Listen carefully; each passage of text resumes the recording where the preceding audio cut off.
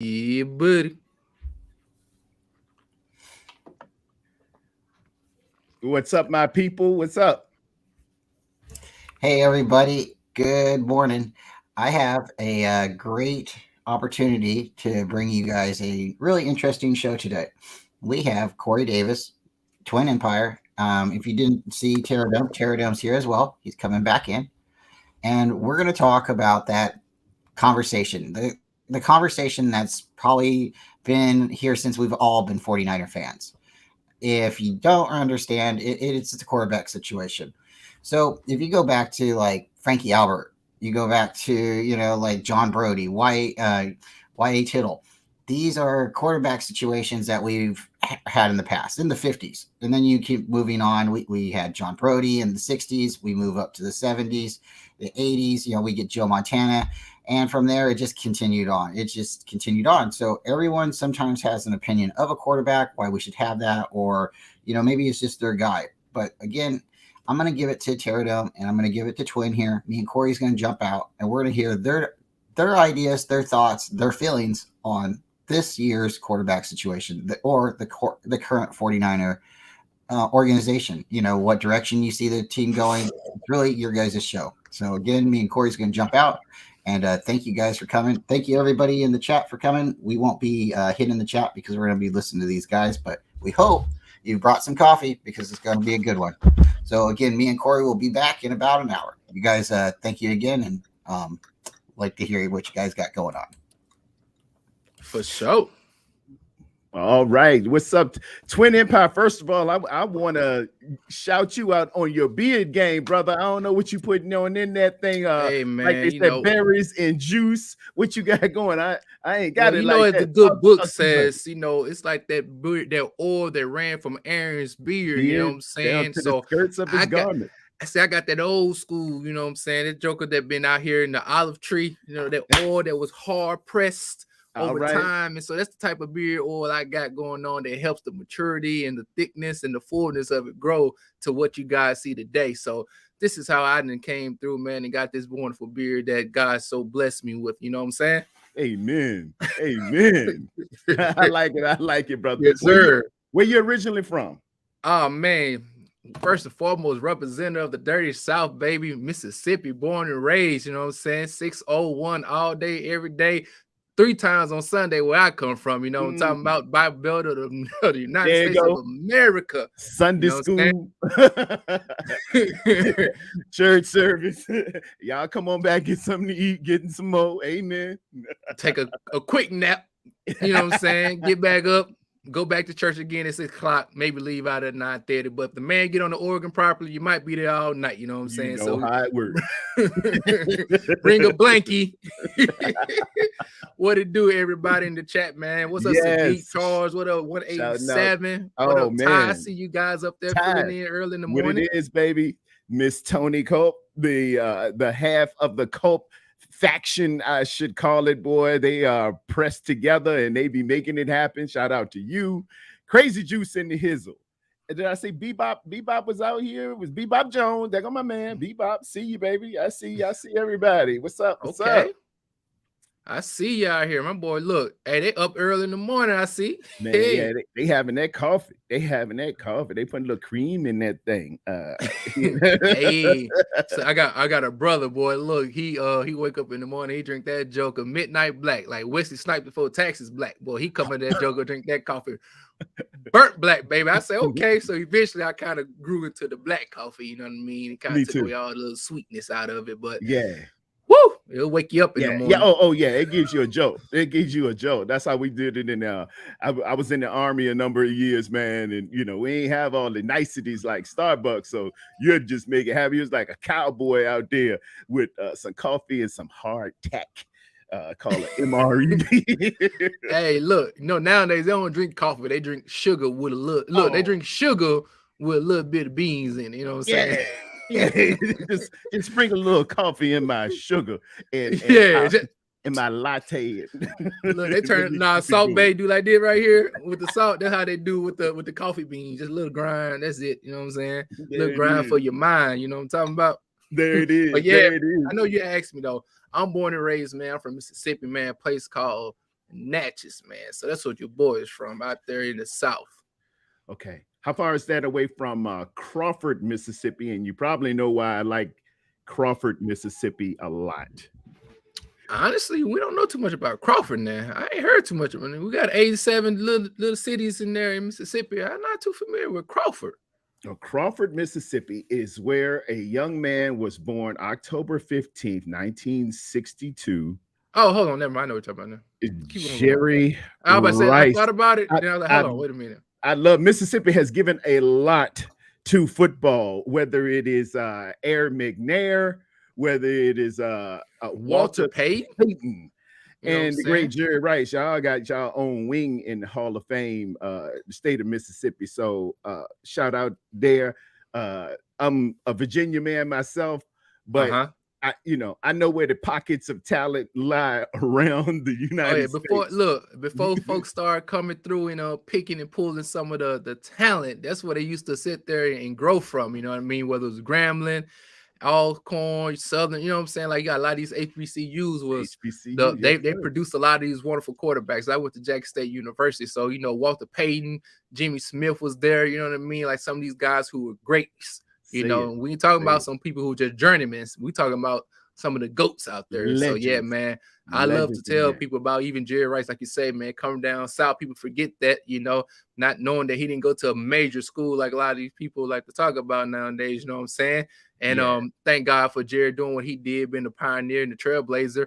Even got a wonderful award for those individuals who do kind of good in the not so Power 5 schools. You know what I'm saying? So yes, sir. Pick up to Jerry Rice out there representing, And rest in power, Walter Payton, who was an ultimate football player. Sweetness could do it. Nobody did it better than Sweetness when it was getting down, man. I'm an old cat.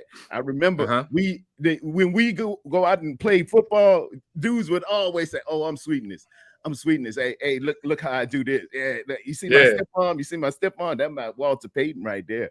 Yeah, man. I love Sweetness. And Alcorn State. Alcorn. Woo, I can tell you ain't from the South. It's you gotta say Alcorn now. If you gonna say about Alcorn, that's how y'all do it.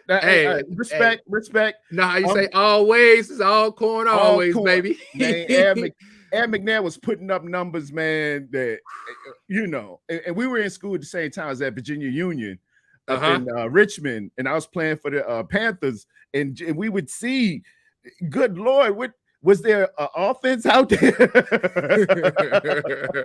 For sure. Ed McNair was the truth, man. He was the truth. Big ups to Steve McNair, man. I got a lot of family. My mother, I got two brothers who graduated from Alcorn State University, man. So big ups to Steve McNair. My brother was in school when Steve was out there playing. Big up to Donald Driver as well. The wonderful wide receiver that drafted to the Green Bay Packers, who made a wonderful imprint in National Football League as well, man. So I love it when these smaller schools go out here and produce some of the best players we've ever seen, man. So, big up to Steve McNair. Like you said, rest in power, because, hey, everybody remember that year he went toe-to-toe with the great Peyton Manning, and one of the only times that we had a co-MVP, that year. Yeah, you caught that? Yeah, they had to do a co-MVP, but truth be told, that should have been all airs. I ain't gonna say nothing about that, but this can go to another conversation. But we gonna try.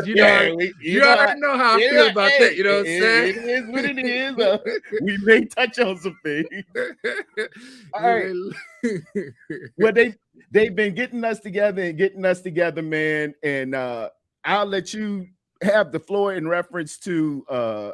I think you are a big Trey Lance proponent. You want Trey in this piece. You want Trey to start and run the team. Am I correct in my presumptions? Or well, I'm a realist. You know what I mean? Okay. And so I know it. I understand what happened at the end of the year. You know what I mean? I get why everything is set up the way it is. I understand why people desire Brock Purdy. I get it.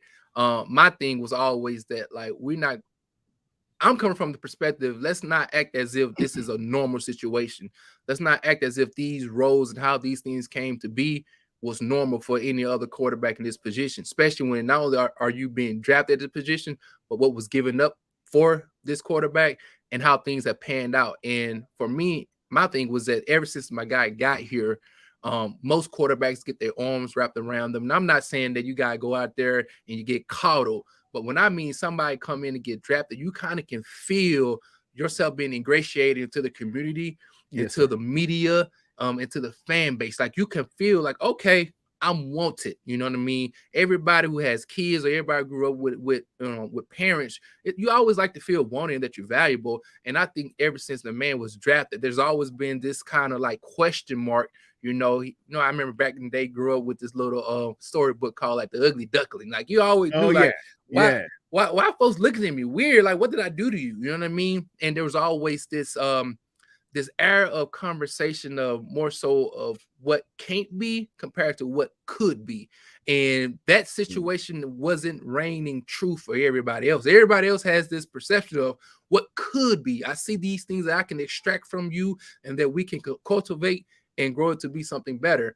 But in this situation, there was always something where, hey, every little minute thing that we can say that's negative, we pulled it out and we plastered it on a consistent basis, whether it was media, whispers coming out of the front office, or even out there, the 3-letter network or the 4-letter network. They always had like this negative perception about them. So that was my starting out was one of my biggest things, like prior to even Brock Purdy even getting there. So my genesis about this situation is before Brock, you know what I mean? And I think people begin to mix that in as if there's something I feel that's that I have a gripe with Brock Purdy. You know what I mean? And that's not my case. It's not that I hate Brock Purdy or I don't see what he has done. Being a person that loved football for as long as I've loved football, I get it. I'm not naive to the point of what he has done, but I do like to put context and the nuances into it, because with anything, that what matters more than what meets the eye. So yes, sir.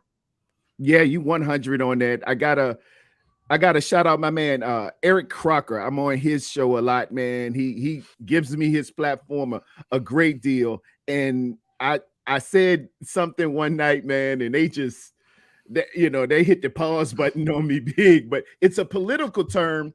Back I used to watch The West Wing, one of my favorite shows of all time, The West Wing. The West Wing. And they would say, I want a full-throated endorsement of my ideas right now. And everybody knew what that was. That was you were yelling at the top of your lungs.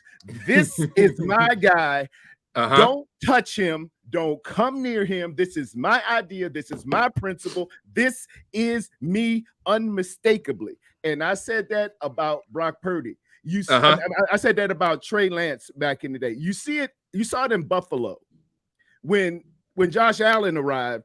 Everybody knew, hey, this the dude here.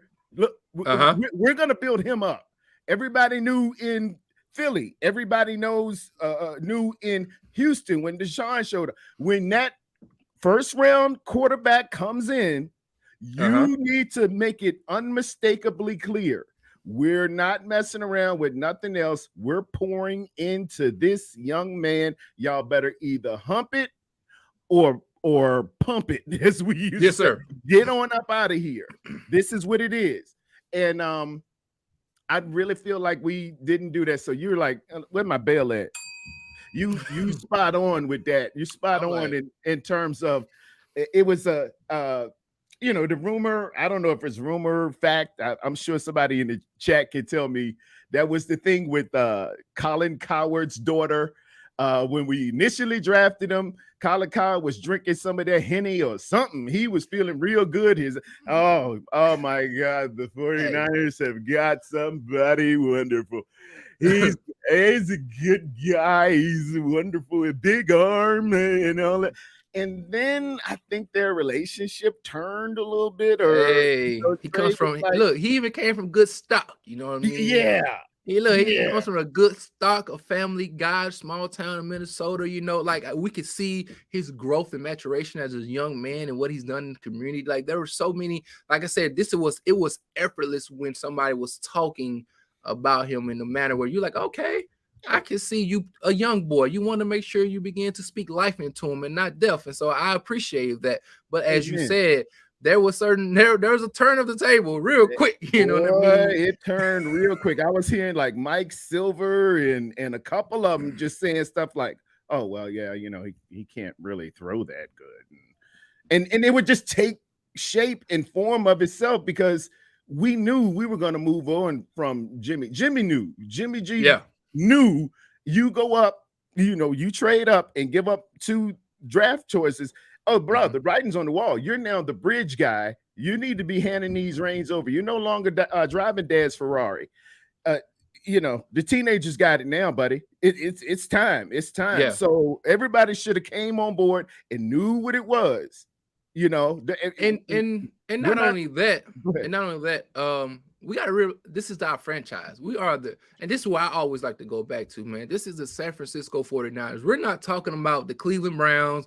We're not talking about the Jacksonville Jaguars. We're not talking about some of these teams that aren't prominent football. Like, this is a staple. This is a top 5 franchise of the brand, of the shield. This is a franchise that has 2 quarterbacks. When you go through the list of top 100 players, they have 2 quarterbacks in the top 20. Like, this is what I'm saying. Like, people, in my opinion, I'm like, so there's this nostalgia that goes along with when you say the quarterbacks of the San Francisco 49ers. But then also, like I said, there's this standard, or there's this familiarity that a lot of fans and also media and also just the Bay Area itself has for this team. And so my thing is like, dog, this is not the team to want to like sit around here and play like you don't want to go forth with this quarterback. Like, when you the 49ers, you have a first round draft pick and you move up.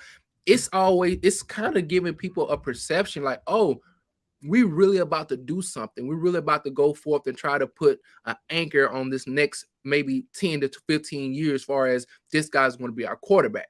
That's what I was thinking, because we had this something like with Kyle Shanahan. Let's be real. Ever since Kyle got here, I like to use the analogies because sometimes people in the football world don't want to be real. They want to be really like, oh, football is like, no, it's like a man. If you are a man and you got one eye over here and then every little thing that go by, you always doing like this. Yeah. That was Kyle Shanahan. Ever since he got here, even when he had Jimmy, he still was looking like this. Once he had Jimmy for a year or two, he still was doing this. You know what I mean? So he was never solidified or also secure in what he had. You know what I mean? And even though we were winning, and people, like you say, they like to bring up, hey, man, we was winning. I think we like 20-4 when Jimmy Garoppolo don't throw an interception. And so these are things that had happened. You know what I mean? These are things that people saw. We made it to the Super Bowl in 2019. We saw we started to win. So people were wrapping their arms around this team once again because of the couple years we had with them coaches we ain't gonna talk about. But just say they went that hot. You know what I mean? Tom Sula. You got a chip on your shoulder. You know what I mean? Shout out to Kelly. You know what I mean? Just playing. But like, these are the things that people were going through. And so when you saw Jimmy G come in, and let's be real, if you want to say, you grew up seeing this one guy, he's a movie actor, he's a star. His name, what's the guy name? Not Brad Pitt, but the other George Clooney. George Clooney. Like, you knew how it was. Look, look the part. The part. You know what I mean? They say straight out of Central Casting. He came with that coiffed hair and the jacket over his and the jaw and everything. Everybody's like, well, that looked like a quarterback. That looked like hey, remember back in the day, we cast the Brian song. Yeah. When he smiled and go, ding! Yeah, it looked like that. But dude, when he threw them interceptions, boy, in red zone or pivotal right over the middle to Bobby Wagner got about, I don't know how, man, Bobby Wagner got a Hall of Fame career on. Look, now you do the Hall of Fame career and they show you highlights. Oh, Jimmy G definitely Jimmy G is going to be in. Hey, you know how they say it's a shot on Elo? Like they say, Jordan pull up. Everybody know Craig Elo is. You the one that got shot over, bro. Yeah. He's the Craig Elo to Bobby Wagner. You know what I'm saying? Hey, I bet you right now, every Christmas, Jimmy Garoppolo get birthday cards with Barbie Wagner family underneath the Christmas tree with the stockings behind them. Yeah. You know what I mean? Here you go, Jimmy. Thanks for the gifts, Jimmy. Hey, I thought Santa was a willful and cheerful giver, but boy, I tell you, he was a cheerful giver. He just gave that pressed down, shaking together, and running over. He gave them away like the red hot chili peppers. And man, you know, he should have known it was time. It is what it is, and the team should have indoctrinated themselves a lot more. The community, the press, whatever. Hey, this is where we're moving to. But I think Kyle just took his cues off of a nucleus of our team, our contingent that says, you know, hey, we would rather have dude. You know, let's keep dude. And as great as a coach, offensive coordinator Kyle is, you know this, man, being a savant of football, you understand that the coach is the coach, though. And you can tell that there's been areas of Kyle coaching tree since he was an OC or whether he was a wide receiver coach. You can see the thread where when it comes to really tough situations, he buckles a little bit. You know what I mean? Like, I love Kyle, but there's certain parts of certain, like, regular season, he's okay. But then when you go to the postseason, he starts to regress a little bit, or he kind of get a little shaky. You know what I mean? He can't dance live. He can't dance live. He remember the movie Drumline? Rich, everybody love Drumline. If y'all ain't seen Drumline, I'm about to throw some spoilers in there. But Nick Cannon plays a guy, man. He's going for that number one chair, and Nick Cannon can't even read music, but he can dance in the middle of any situation because things will just slow and he could just pick it up. Kyle is a music reader, and as long as his music is there and it's going according to his plan and everything is fine, good. But in pivotal moments, in pocket moments, when you're gonna have to pull them on up, and we're gonna have to make some decisions, and we're gonna have to play those odds real good, and that time is ticking. I need a play, get it down here right now, get it here now. Kyle might say, okay, let's you done took my music away from me. And I can't dance live. I can't improvise, you know what I'm saying? You can't improv, you know. And that doesn't mean people hate. That's the first thing I gotta tell people. That doesn't mean you hate Kyle Shanahan, man. No. Just I made this identification on him. I've made this critique on. This is what I see. Yeah. And in order for us, and this is what I tell people as well, like, I love the 49ers. So many of those individuals out there know I have a brother who's a Dallas Cowgirl fan, unfortunately. And he's a diehard, you know what I'm saying? Big up to my brother. If y'all have any time, follow Law Nation on YouTube, your Instagram, so on and so forth. Get him to 150,000 subscribers, man. We're trying to push him up to the moon. But anyway, like, we know there's football, but then I have to understand what are these other teams are going to do when we go higher and higher and higher into the realms of what the great football. Like, we got to make sure that these small things have to get worked out, because you may win against some of these lower level talents. But one thing I tell Kyle, what I think I've been wanting to tell Kyle, like, hey, bro, I gotta trust you. Like, you have a son, I believe I heard you say one day, you like, hey, there comes a time where you gotta say, you know what? I have to trust what I put in him. I have to trust the seeds that I sown. I have to trust, as you know, go in scripture. I gotta trust that God gonna give the increase. You know what I'm saying? Amen. You know what I'm saying? I may put the seed, but he gonna do the rest. So as Kyle, I think he has to grow and to mature in that area as a coach to say, you know what? I think I've done what I could do.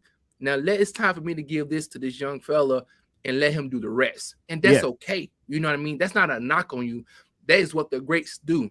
That is what Bill Belichick do. That is what Andy Reid has done. Yes. That is what we talk about Bill Walsh. Like, that is what he did. And Seifert, like, these guys had the ability to say, you know what?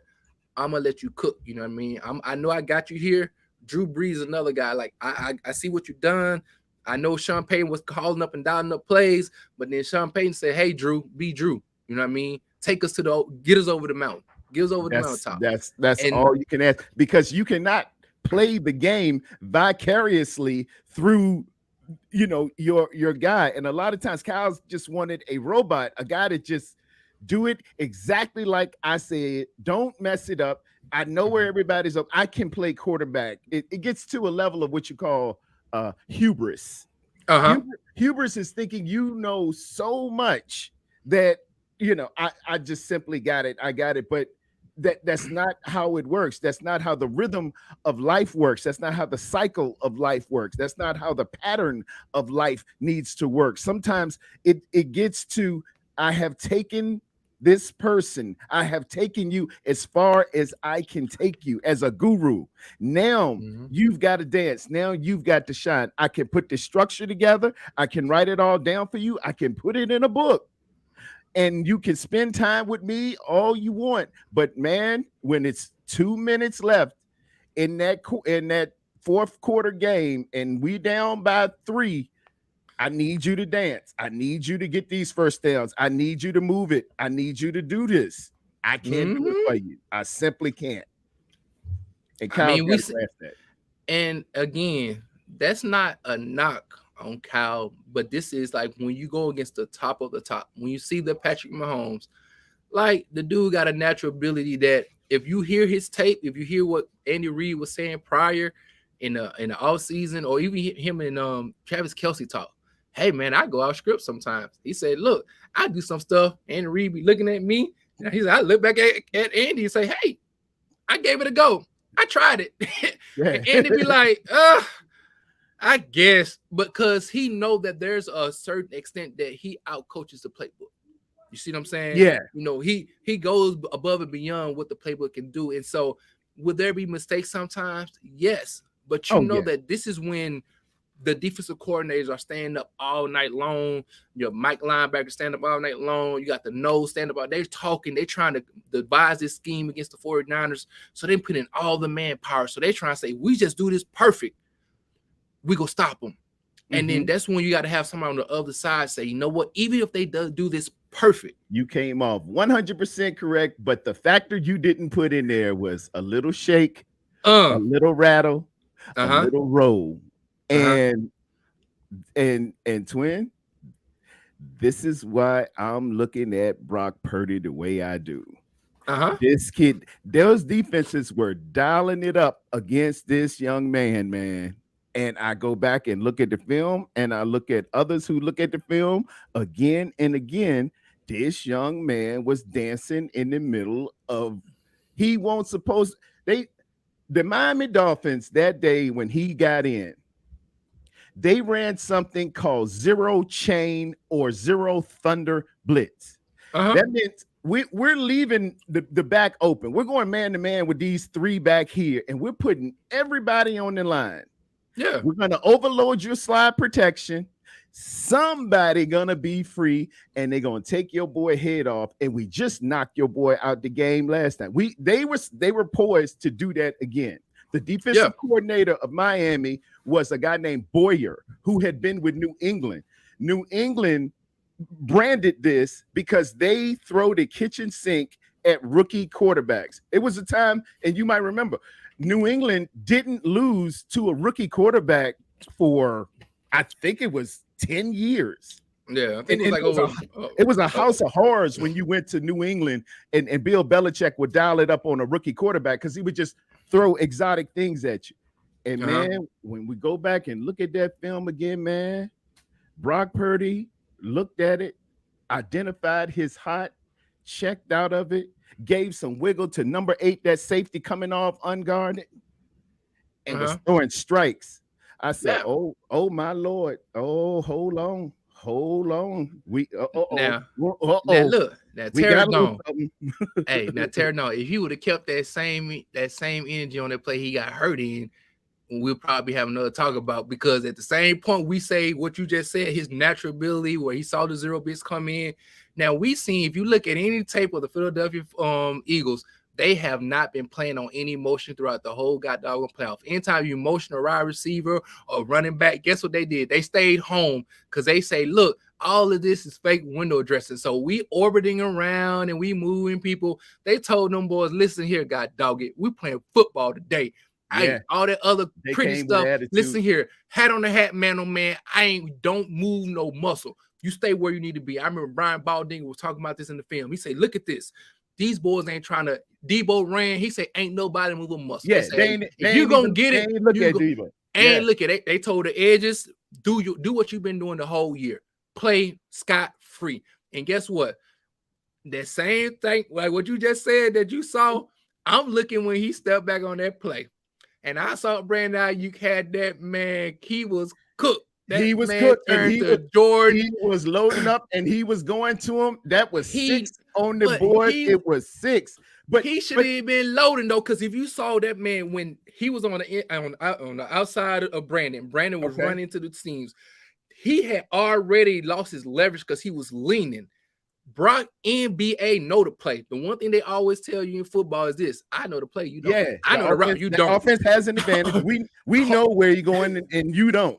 And then you already see the play as well. There's nothing in the quadrant. That left quadrant is he was throwing that 7 route wide open. So he was going it's not like he had to watch it where there's a safety. There wasn't nobody underneath zone underneath there or nothing. It was wide open. So you didn't have to wait till the dude got wide open because he was trying to throw him. He didn't want to throw it till he was wide open.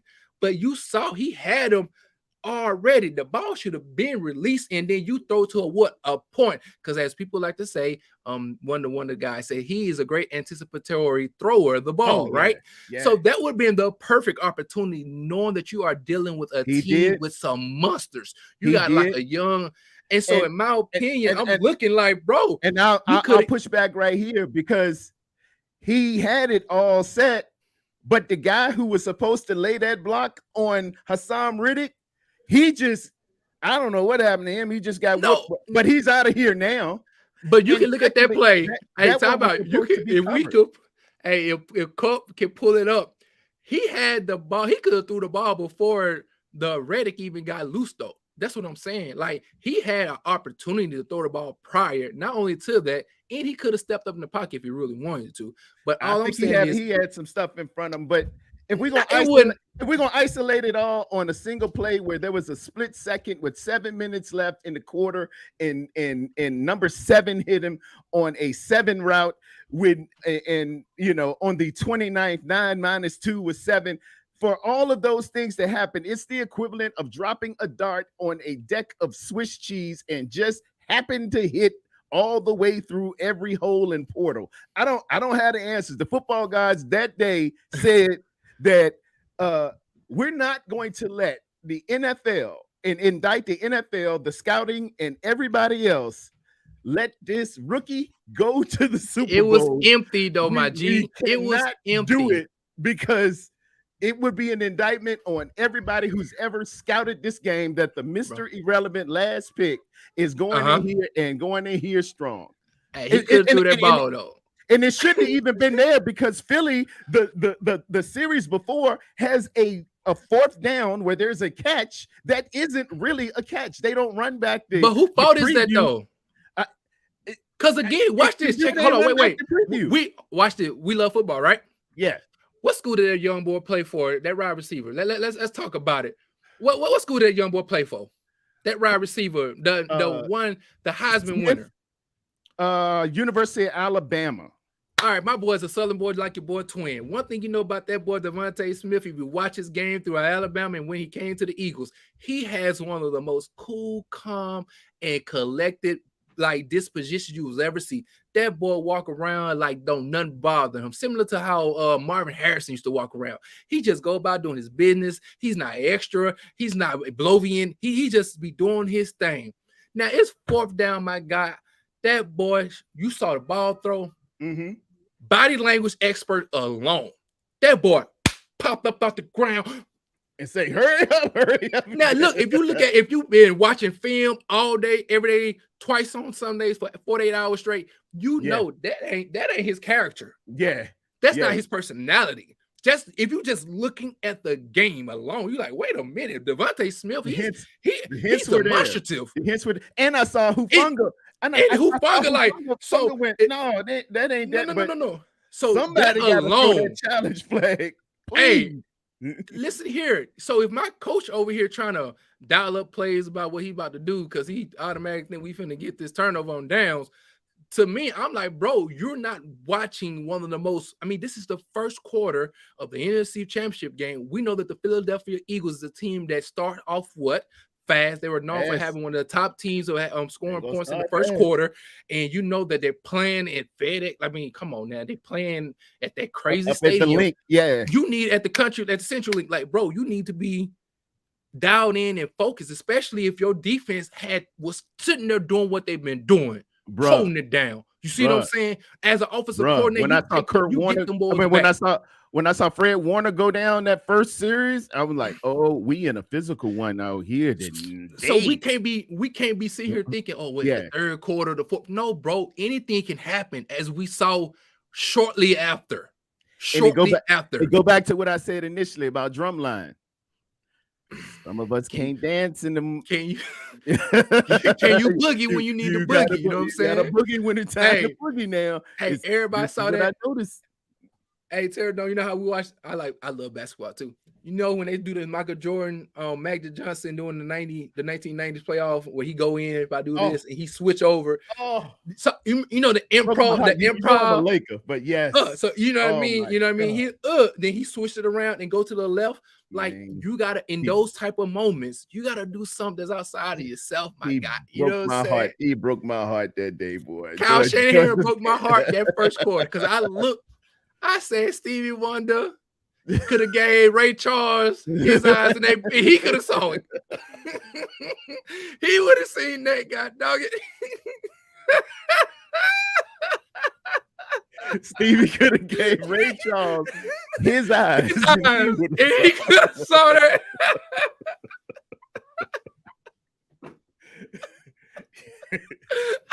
Yeah, man. Yeah, I sure wish God would have, man. Oh God. And then we would have had the ball. I think we would have had it. I know in their territory. I don't remember exactly the yard. It was around like the 40 because they threw it. He was right around the 40-ish, 35 in the yard line because he threw the ball almost when he threw it, they were in the red zone, and you know they was a great red zone team, you know, because of the ability of Jalen Hurts and his running ability, and then they had like that AJ, offensive line that just come on, man, just grind, you know. So I want a menacing offensive line like that, but you know we'll get there. You know, when we had that third round, I would have liked the kid out of Ohio State. I need a tackle, but I'm just saying we too cocky though. Like I say, we hey, we know how they tell you follow the money.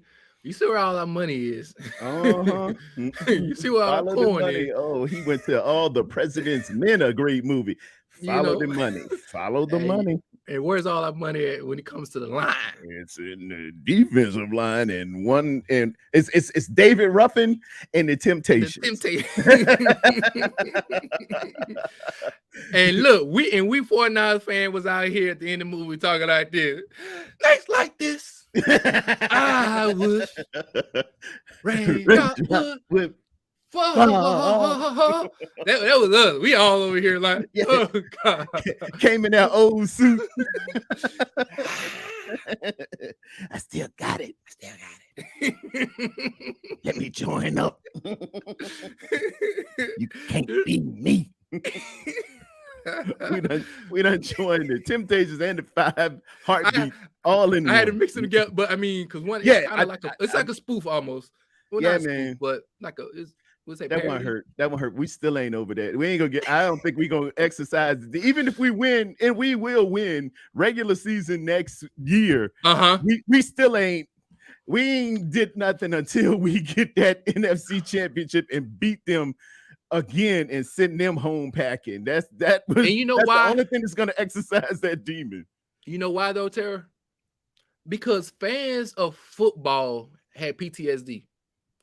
Fans of football got hurt. Like, you ain't even a 49er fan, but you just a football fan. You watching the Eagles, the top #1 team for most of the year. You see the 49ers, this story, 10 games in a row. They cover the spread. They coming in there. They already beat the Dallas Cowboys. Like, so you got these two guys, physical football. Everybody like, you amped. You excited. You're like, oh my God, we better watch the football. You know what I mean?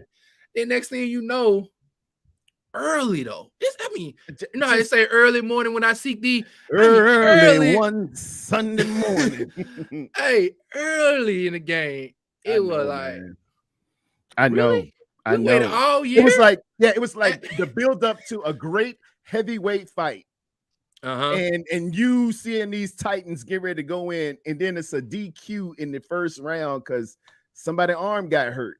And you know how much a big time fight costs to go and get that ringside seat. You out there near Jack Nicholson and Denzel Washington, everybody there to see this fight, and it's over in the first round. You're like, no, it's not. You know, you be like on Trading Places, turn those machines back on. Machines back on. You be like, what in tarnation didn't happen? Why? Not us. This couldn't happen to us. And so that's what I mean. Like, we do have to beat them in the NFC Championship game, because I think, like I said, everybody was soured on that, man. It left a bad taste, and it was just horrible, man. So, man, that's the thing, that even if we do come back and get that W, man, that's just it's Kyle Shanahan. Good guy. I appreciate what you do for the 49ers. Wonderful play designer. He's a designer. I love the Speedo concept. I love the Yankee concept. I love the deep overs. I love how he manipulates with the running attack is incredible. That wide zone, split zone, gap zone, the duo, the doubles, and the trips on that, man. He's just doing some outstanding stuff. It's just, man, in the midst of it, sometimes you gotta dance. You can't just write the music and want it to be a wonderful concerto. If they take your music, can you go to that club like on the Green Book? Remember the Green Book? If you ever seen the movie The Green Book, I watch a lot of movies. Green Book, dude went to this honky tonk jump. It was, I think it might have been, no, it wasn't in Mississippi, it was in Georgia. No, it was Georgia. I remember that. It's a period piece though. Yeah, he went there and tore up with that, you know, a little liquor on the side of the piano, and he just started going off in that you know, juke joint. It was like Hoppos on Color Purple. Everybody was just jamming, man. He's a concert pianist. He's a wonder. He's a concerto. He's a virtuoso, but he can get down when it's time to get down, and he don't need no music. He know all your stuff. And he could get down to the nitty gritty with things and do. That's what we're missing here. We got a guy who can read music and come up with wonderful sonnets, concertos, and do all of these great things in an operatic setting where it's nice, stabilized, and sanitized. But hey, baby, we playing the dewdrop in tonight. Ain't no music. Ain't no look. The power, know how back in the day where you know about harmony and you gotta go what acapella, you know what I mean? And you gotta go, you might just have to the mic might not work all that good. Now you get feedback. I guess being a preacher sometimes I know what it is. It's different churches that have different stuff. When I change it up, you know, when I'm with my European American brothers, you gotta play some CMC. Some contemporary, you know. Yes, I go ahead and read it real like this. But when I go back home, you know, you gotta cut a little loose. You gotta come on, somebody. You know what I'm talking. Take a yeah, turn to your neighbor. Say I feel it this morning. I feel my helper, the Holy Ghost. I'm preaching better than y'all. Amen. I'll preach to myself today. It's just me and Jesus in here today, baby. But I'll preach to the net in here if I got to. Man, my theology guys at Virginia Union, we had guys come back, man, and they said, when I went to I went to England, I was preaching, and you know, I got a little worked up and stuff. And he said, my God, you don't have to yell. We have an excellent PA system. We could just turn the volume just a little bit. Yes, just give him a couple of more decibels, please. No, that's high. That's high. That's how we go. You know what I'm saying? That's how we hit that Do note. Say, look, when the help will come, you can't do nothing but to operate in how he wants you to operate. But again, we're just talking about when something takes over you in the game. And again, unfortunately, we saw Patrick Mahomes do this to us, and he done this to other folks too as well. You know, saw what he did to Eagles. Like, there's a certain level that great players, not only in football, but in sports in general, when that moment comes. I don't like Tom Brady, but I give him props where props is due, because I'm objective enough that there's a certain poise, a certain coolness that he possessed in crunch time. You know what I mean? Same thing that why we love Kobe. There's a certain coolness. There's a certain understanding of my reputations have prepared me for this moment, that though it's a moment for others, this is practice for me. You see what I'm saying? And see, that's the player. No matter what your coach do on the sideline, you got to trust the player has done the work to go out there and perform when the lights are the brightest. You know what I mean? Yeah. And that's, to me personally, I believe, because we have toggled back and forth, and I said this to you guys once before, I believe the football gods are shining down on us and saying, no, you're not going to have it your way. This is not BK. You're trying to do this differently than how I created this game to be, and I'm not letting you get off with that. It was like that since inception, man. In 2017, the San Francisco 49ers ticket office called me. It was Kyle and John's first game. You know, I'm right here. I'm 60 miles away from Clemson University. So I've been watching Deshaun Watson since he was in Georgia. And we got the pick. You got Deshaun in that draft. You got Patrick Mahomes in that draft and everything. And I told that ticket office, I said, look, I will pick up those $6,000 season tickets. I don't even live in San Francisco, but I'll get it. But y'all have got to draft Deshaun Watson or a great quarterback. It starts with that. Don't come out here with no BS. And man, when they went out here and got Solomon, I told my wife might be looking now. She can, you know, if you wanted to see some real disappointment, you wanted to hear some things that the congregation does not want to hear. Boy, that day I said, we are going to be doomed for another 5 years at least. Yeah, that was big. You just watched this kid win a national championship and dismantle a Nick Saban defense and put 40 burgers on them 2 years in a row. I'm about to say, not 1 year, man. Get it right. Because when somebody else did it against another team, they got picked first. But I ain't gonna say nothing, you know what I'm saying? But that's what I'm saying. And we went out here and got Solomon. I'm like, oh, and then mess around, got Reuben Foster, who got to fighting with the doctors at the combine. No red flags, nothing telling y'all. This is a job interview, dude. You'll wear a white tee and get to fighting with the doctor at the combine. Yeah, wait a look. What Kevin Hart said? Wait a minute, hold on, wait, whoa, what are we doing here? Who raised you? Apparently, you was out there with Tarzan because you got no home training. You don't understand what's going on. Football requires a quarterback you believe in early. You got to set that. Don't wait on. Well, I think I'm going to get Kirk Cousins 1 year. Oh, dude, no, man. I mean, again, this is what I said. We going from Kirk. We went from Matthew, Tom Brady, like. We revisited the Deshaun before he was getting stretched out like a Pilates instructor, like, you know what I'm saying? We say that again. Say that whole thing. Who was getting stretched out like a Pilates like a Pilates instructor, boy. That man, he was getting. That man was he grew 3 inches, boy. I mean, hold on, wait a minute. Never mind. Let me not say that. He pause.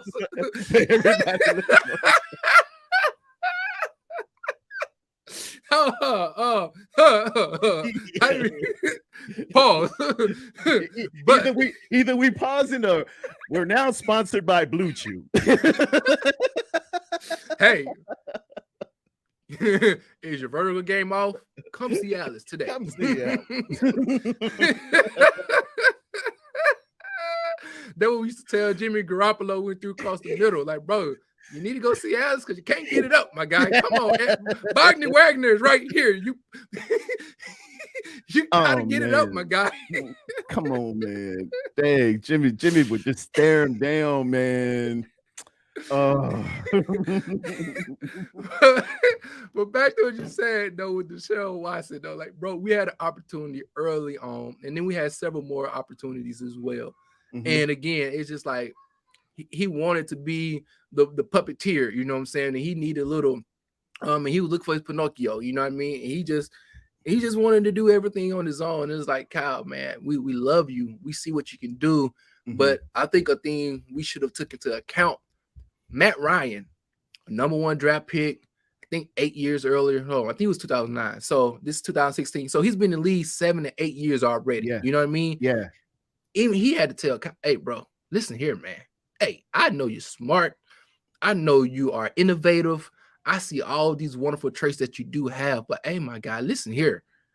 I'm pretty decent myself, if I may say so myself. I've done pretty good so far in the league. You know what I mean? Like, I'm Boston College here. You know, I got some coiffed hair myself. Let me and old Julio Jones do some things here, and you're gonna see. You'll like the results. Trust me, you'll like these results. Exactly, and so that's my thing. And he didn't want to let him dance. And everybody like, man, we should have got Tom Brady. I'm like, bro, you know what type of man Tom Brady is, bro? He gonna look at Kyle like, man. This is the thing with haters on Tom, and I absolutely adore Tom Brady. I think Tom Brady is the greatest one that ever did it. But that, you know, there's this in 1 Samuel the 16th chapter, it says, man looks at the outward appearance, but God looks at the heart. Yeah. Mm-hmm. Hey, Tom Brady, if you could take off that outward appearance and that all shucks and that, you know, coiffed hair, whatever, and married to a supermodel, something, there lies a spirit of competitive nature. There is a 9-foot cyclops of competitor that is in that dude that I haven't seen since Michael Jeffrey Jordan and one Kobe Bryant. That's how I knew. And my wife is here right now. She probably don't want to go. She said, "You've been man crushing on that Tom Brady." I see the psycho in some people. I know that dog when I see it, and he just has a competitive nature about him, man. Just to the point that these people will. It came to his wife, and his wife said, "Look, it's Tom. It's football or us. It's football, baby. Because you wouldn't be with me if it wasn't football. You need to pack up your stuff." Hey, I'm married to the game. Yeah. You know what I mean? Take a hike, baby. Thank you for the memories. And we used to call that, you gotta have a killer instinct. You know what I'm saying? It's the killer. It's like, well, I will just, man. And I know that because when you play basketball with the young guy, and you're a young guy now, man, you gonna get there one of these days. I'm 53. When I'm playing with them young boys, man, I'm not taking the L. Yeah. I don't have your athleticism anymore. I don't have your explosion anymore. But I do have something you don't have.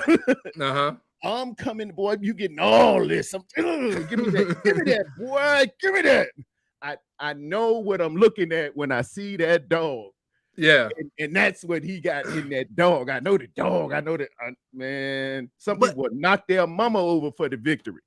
But see, he saw that, like my man Bebop just said, he saw the greatest to do it in Joe Montana. You know what I'm saying? So he grew up watching what?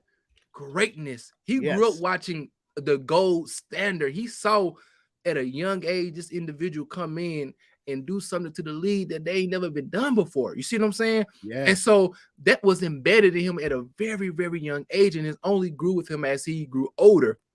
And so you see a guy like, again, Kyle Shanahan, if you watch his coaching, he says, I want to do what? First and foremost, you know what this is, TOP. You know what TOP is? He wants to control that. He said, listen here, if I can hold the ball for 35, 40 minutes without scoring number one touchdown, he's happy. He's cool with that. But you got some people like, hey, God, dog it. If you give me 10 possessions, I'm scoring 10 touchdowns. I'm going to embarrass you. Yes. I'm gonna if I can score in, I'm gonna run it up. If I can score in 4 plays, I'm about to score in 4 plays. I'm finna let you know not only am I great, I'm gonna show you the distance between the gulf between, as they say in the good book. I'm gonna show you how far we are. We are as far as the east is from the west. Look, listen here, you gonna know this. So whenever you see me, there's gonna be a fear. Yeah. Not only of the sport that we play, but of the mentality that I have when I play you. Yeah. So you got to realize that even before I do the physical things on this game, on this gridiron, I have to mentally go to a place that I probably ain't never gone before in my life. You know how hard it is when you are part of the 1% of the 1%, and I gotta look at this other brother over there sitting, and he looking at me like, I got the art of war, Sun Tzu over there. Sun Tzu says most battles are won before you even fire a shot. For sure. I already know I got you, and you know I got you. You know, back in the day, man, Mike Tyson, late 80s, mid 80s, late 80s, Mike Tyson was just ain't nobody want none. Ain't nobody want none. Man, they came to touch, you know, you touch gloves in the middle of the ring. Yeah. Prior to Mike Tyson told one dude one time, he said, I'm gonna kill you. And dude said, I know.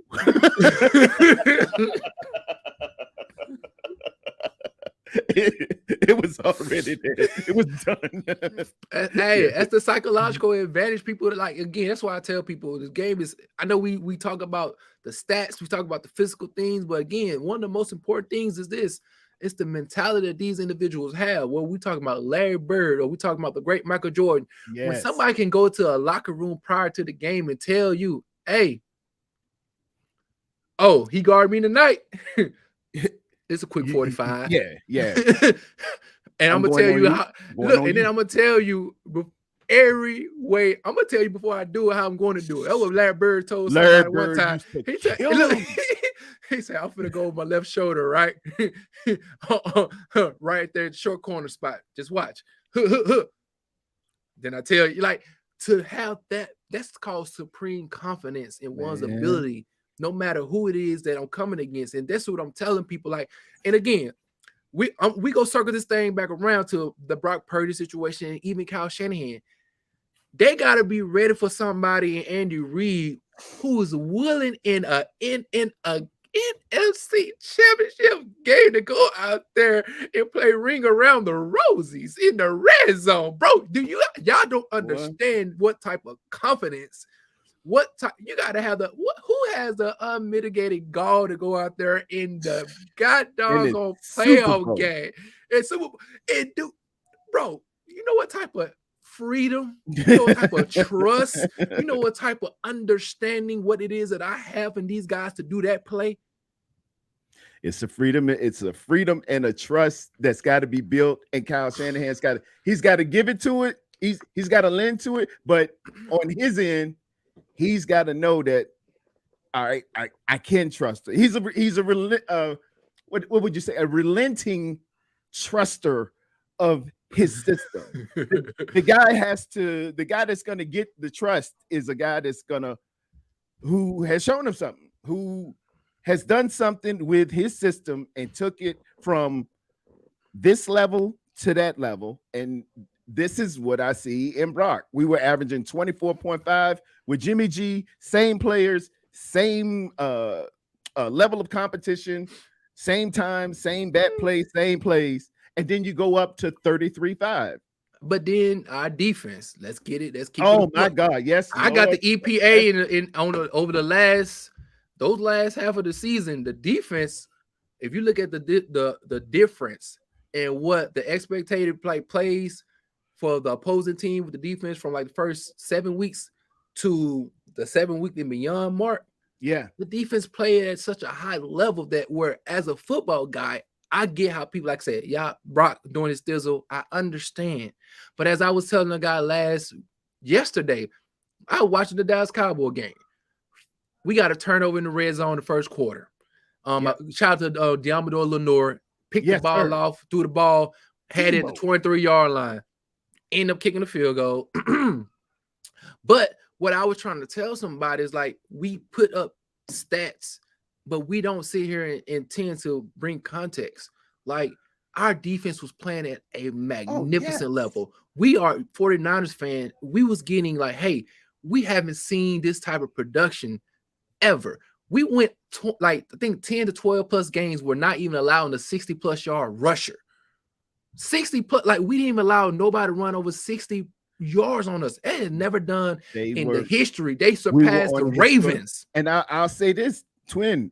I chart these defenses. I keep this right on. I look at the 08 Steelers, 96 Packers, 78 Cowboys, 85 Bears, 02 Bucks, 78 Steelers, and they average 13 and 12 and I think that's the Ravens got down to 10.3 yards against. We were on a historic pace early in the year. That's why I really started charting how great this team was. And we actually went down with the loss of Emmanuel Mosley. After that Carolina game, we kind of lost our footing a bit. As you might have seen, we lost to Atlanta. And then we lost to, but we got we was injured though. I know that, I mean, I'm just saying the defense was on that level. Yeah. Early, I was seeing how great they were early, monstrous. And then they got their footing back with that shutout against the Saints, and we really started rolling. I want to preface that I love our defense, and I wish averaging 2 turnovers per game. Like we had done that taking forever. Away. We was never taking the ball away. We led the league in takeaways, and then we led the league in takeaways in turnover differential as well. Yep. So like the gap between how many mistakes we made compared to how many mistakes that we caused, and then again, you're a football guy. Let's be real. We know about flipping the field position, getting the ball from down from the 20 and having to go 80 yards is different than getting the ball at half and only got to go 50, or getting the ball at the 45 and only have to go, a short amount of distance. And so to me, those things that we don't talk about, those things I think we hover over and go to these big numbers. But they always tell it 3 phases. You got offense, defense, and special teams. Special teams. Again, great. George, we never talk about how we fired Hightower last year. We never talk about how we got BA from being a punt return and a kick return and took him out there and got Ray McLeod. We don't talk about when we got Aaron Burks and we got George Odom and our special teams got tremendously better. Went from being 28th in the league to a top 10. Like, we don't talk about these things. So when I talk about Brock Purdy, Jordan Mason did a wonderful job. Wonderful guy. That's the only reason why he was actually instead of TDP was because he had the ability to play on in special teams. So that's why he was dressed out. But people are like, why he ain't in there? Because it's of his ability to go out there and know how to hit somebody on special teams. So when we talking football and quarterbacks and we look at these numbers and how, even though Brock Purdy did a beautiful job, he only averaged 214 yards passing per game. So if you only throwing 214 yards per game, you don't have distance to go. You know what I'm saying? Yeah. You have a short field, or you are doing things where the game is kind of more. You have a better perspective in the view of what's going on ahead of you. You don't have long drives to have to worry about doing. And so, and that's again, a good thing. I'm not knocking what Brock has done, but I do want to make sure that we give credence and props to. I used to be on Twitter thank God. I'd be like, so ain't nobody gonna talk about what the wonderful job of D'Amico Ryan is doing, because I know somebody else would have been out here. They would have been pom-pomming and cheering this guy on. But this is a second year DC who moved from being literally a real bad, nasty number 1 draft pick. He was bad. Texans. That boy was nasty. Ryan to play some linebacker. He was really. He got downhill, and he got downhill quick. Yeah. Hey, him and what's my guy named Brian Crushing. There was a good tandem between them two. The one from USC. Yeah. You know what I'm saying? They was the boys. You ain't go in there, nasty, man. You won't. So when we talking about a person who has the mentality to know how to play defense, he was our guy, man. He had switched the tide. So I was telling, my thing was like, I don't mind people talking about Kyle, but let's not disrespect what this guy is doing. Oh, You man, know what he's happened in our awesome. secondary last year. You knew how many penalties that we were averaging last year. You knew how many times we would give away a bad play and just pull down a defender, a wide receiver, and they'll call the flag and we got spot foul. And we like, dude ain't about to catch the ball, but you didn't even turn your head. Your position was terrible. And this is how we survived. This was how, this was just a year ago. Yes. This is the groceries he had. And then he turned it around. Because we got rid of Jaquaski Tart, who tried to catch the ball with some oven mitts. We could have been in the Super Bowl the year before. And you got to make the plays in the moment. Make the plays in the moment. Our defense only gave it like 14 points per game. You know, like, dude, these are great stats that we had sustained. You know what I mean? And I'm the type of person to say, even though we gave that level of defense on a consistent basis, the turnovers was wonderful. Our field goal kicker was great with and then even our punt kicker was out here. He was diming them. You know what I'm saying? We gave him a contract, and then he went out there and say, "Look, I'm finna make my money. Y'all finna." And he was kicking the heck out the ball, which now I was like, okay. And so when we looking at this offense, this again, Brock Purdy came in. He did an exceptional job. But let's not act like this thing wasn't lathered. Let's not act like we weren't seeing Jimmy Garoppolo playing some of the best football we ever seen him play. He was playing his best ball. His best ball. And we were that's what boggled me so much, because this was the best we done seen Jimmy G. And this kid came in as a rookie and increased that to, you know why though? 35. Watch this. You a fan of the 49ers. We had this guy who should be in the HOF right now. He transformed a position. You know his name? He had some hot knees. He had some hot man. Roger Craig. And if you check my Twitter page, I am on Twitter. I am announcing right now a campaign to put Roger Craig from the All-Decade team to the Pro Football Hall of Fame. It's a travesty that he is not there. He was the root that became the fruit of a CMC, that became the fruit of a Marshall Faulk, that became the fruit Thompson. of an Edgerrin James and a LaDainian Tomlinson. There would be none of those without number 33. We used to call him Superman. Watch me, you.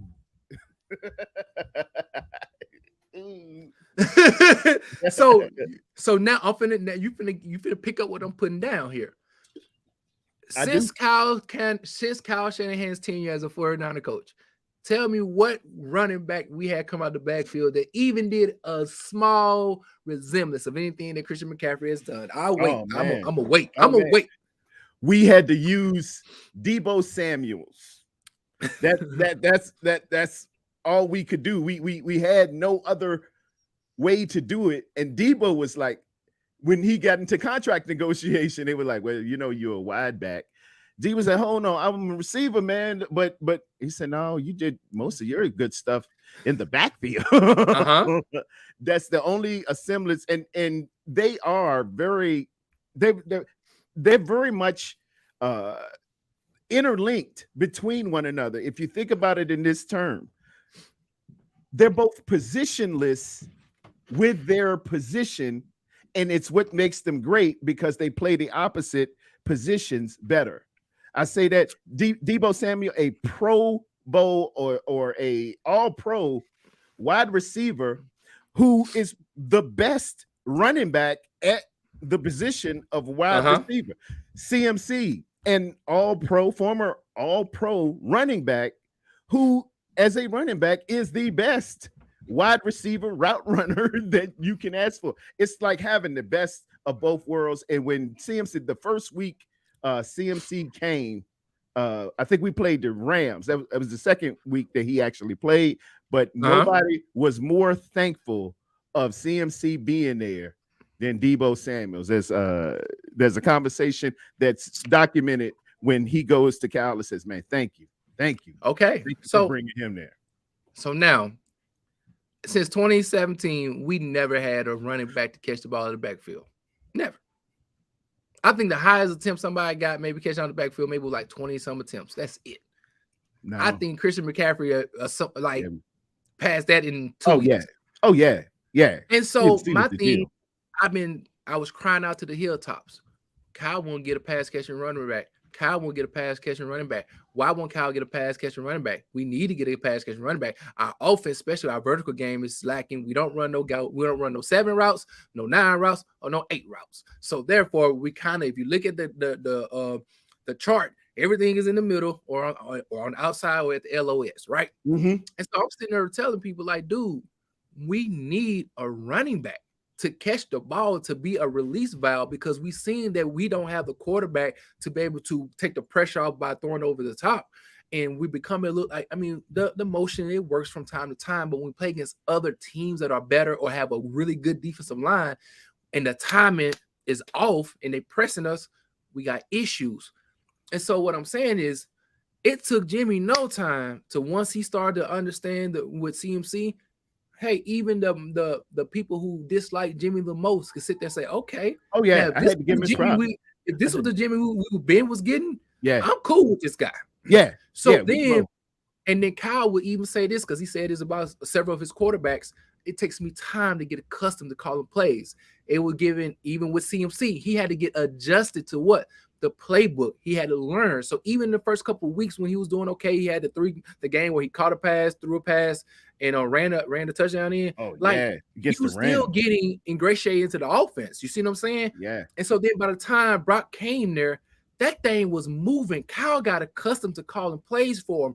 You know what I'm saying? George Kittle was understanding what he was doing, as we hear now, how he was beginning to open up the playbook or give us more options and spaces in the middle of the field. So, like, again, the guy was playing wonderful. But let's realize that when CMC touched down in Santa Clara, he changed Kyle Shanahan's life. Oh, which yeah. in turn changed the quarterback rooms, and everything else. So, like, again, I don't mind people talking about what Brock Purdy has did and maybe what he can do, but CMC was the number one major factor in the entire thing.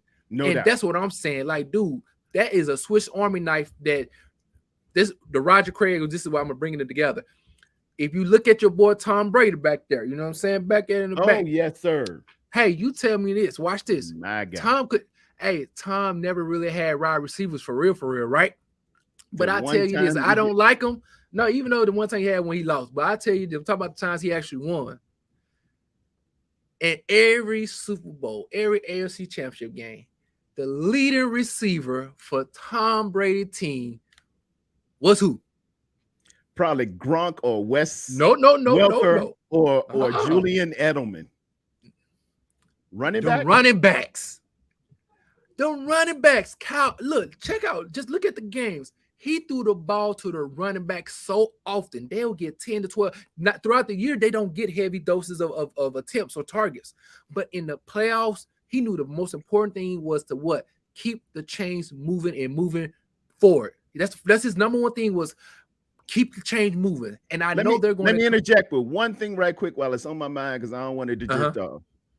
You're right, 100%. CMC, when he arrived here, if you notice, he came on like a Wednesday, maybe a Tuesday, and then he hit the field against Kansas City, which we lost that game. But he was able to get a lot of the offense and be out there and be ready to play. That first week he touched down in San Francisco, California. He said, the guy that helped me get tutored up to understand this offense, Brock Purdy. For sure. Hey, look, watch it. Yeah. Hey, you know what I'm about to say, right? Go ahead. And when Jimmy Garoppolo went down and Brock Purdy had become the starting quarterback, you know what he says? The person who helped him the most in the meeting room out there prior before the games when we were studying. Talk to me. A quarterback by the name of Trey Lance. All right. He said he said Trey Lance helped me like none other. He really, and so what I'm saying, like, I give you that, but people act like the young, because even what's the guy name? Brian Greasy, our offensive coordinator, was like, listen here, when a person usually get hurt, season injury like that, they kind of step away from the team. Yeah. He said for a boy to only be at the time 21 years old, 22. He said that man turned around and said he was in that locker room and he was helping that boy, Brock Purdy, grow and understand what we like our concept. You know how I do Wednesday, Thursday, whatever we was doing as far as the first and second down, red zone. He said that boy was helping me and helping me understand the game. So at the same time, straight tracer. As a matter of fact, Brock's first NFL touchdown, he threw the juice on a spotter 2 wide banana. Juice spikes the ball and goes back and celebrates with everybody. It was Trey Lance that ran and got that ball and let Brock know. He said, "Hey man, I got that ball for you. That's your first one. I got that ball for you." He's an incredible young man.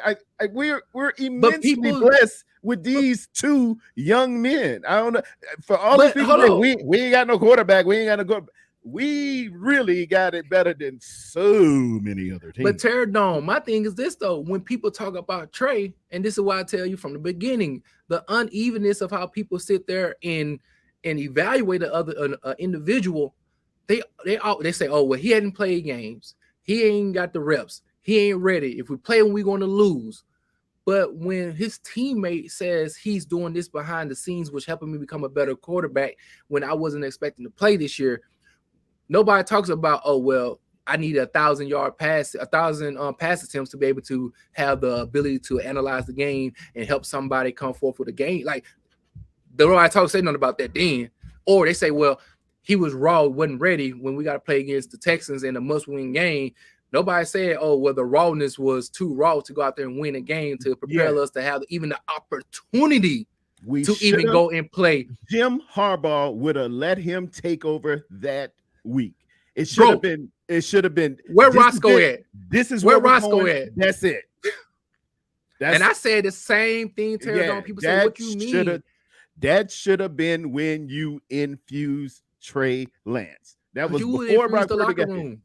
You would have infused the locker room too. You had momentum. Momentum has a word in it called moment. You need to seize the moment sometimes. And the moment that kid got us into the playoffs, because we had to win that one in Houston. Yeah. You keep him on in there, man, and say, "We're gonna ride until the wheels fall off." Look, we're gonna ride till the wheels fall off. You know what I'm saying? And that's the most important thing that we got to realize, that like you said, there's a time and a moment for those things. And so, and again, they say like injuries, right? So they say football ain't fair. Hey, Jimmy got hurt. Trey came in and played, but Jimmy got better. Trey, get back out, sit down.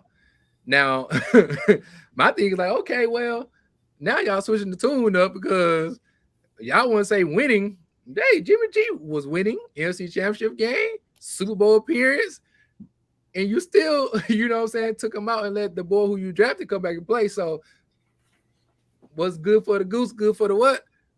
Good for somebody. It's supposed to be the gander. I don't know. What's going on, fellas? I see y'all back, man. Brian Cope, man, thank you immensely, man. This has been, I done did a lot of them, but this is off the dome. I'm supposed to be Tarrerdome, but this guy's dome. His ideas, man. You done had ladies' night, man, and you done put people on. You like that going. What's that? Clive Davis in music. You like, you put it down, man. You're incredible. You're a wonderful cat thing. Crazy. I appreciate that.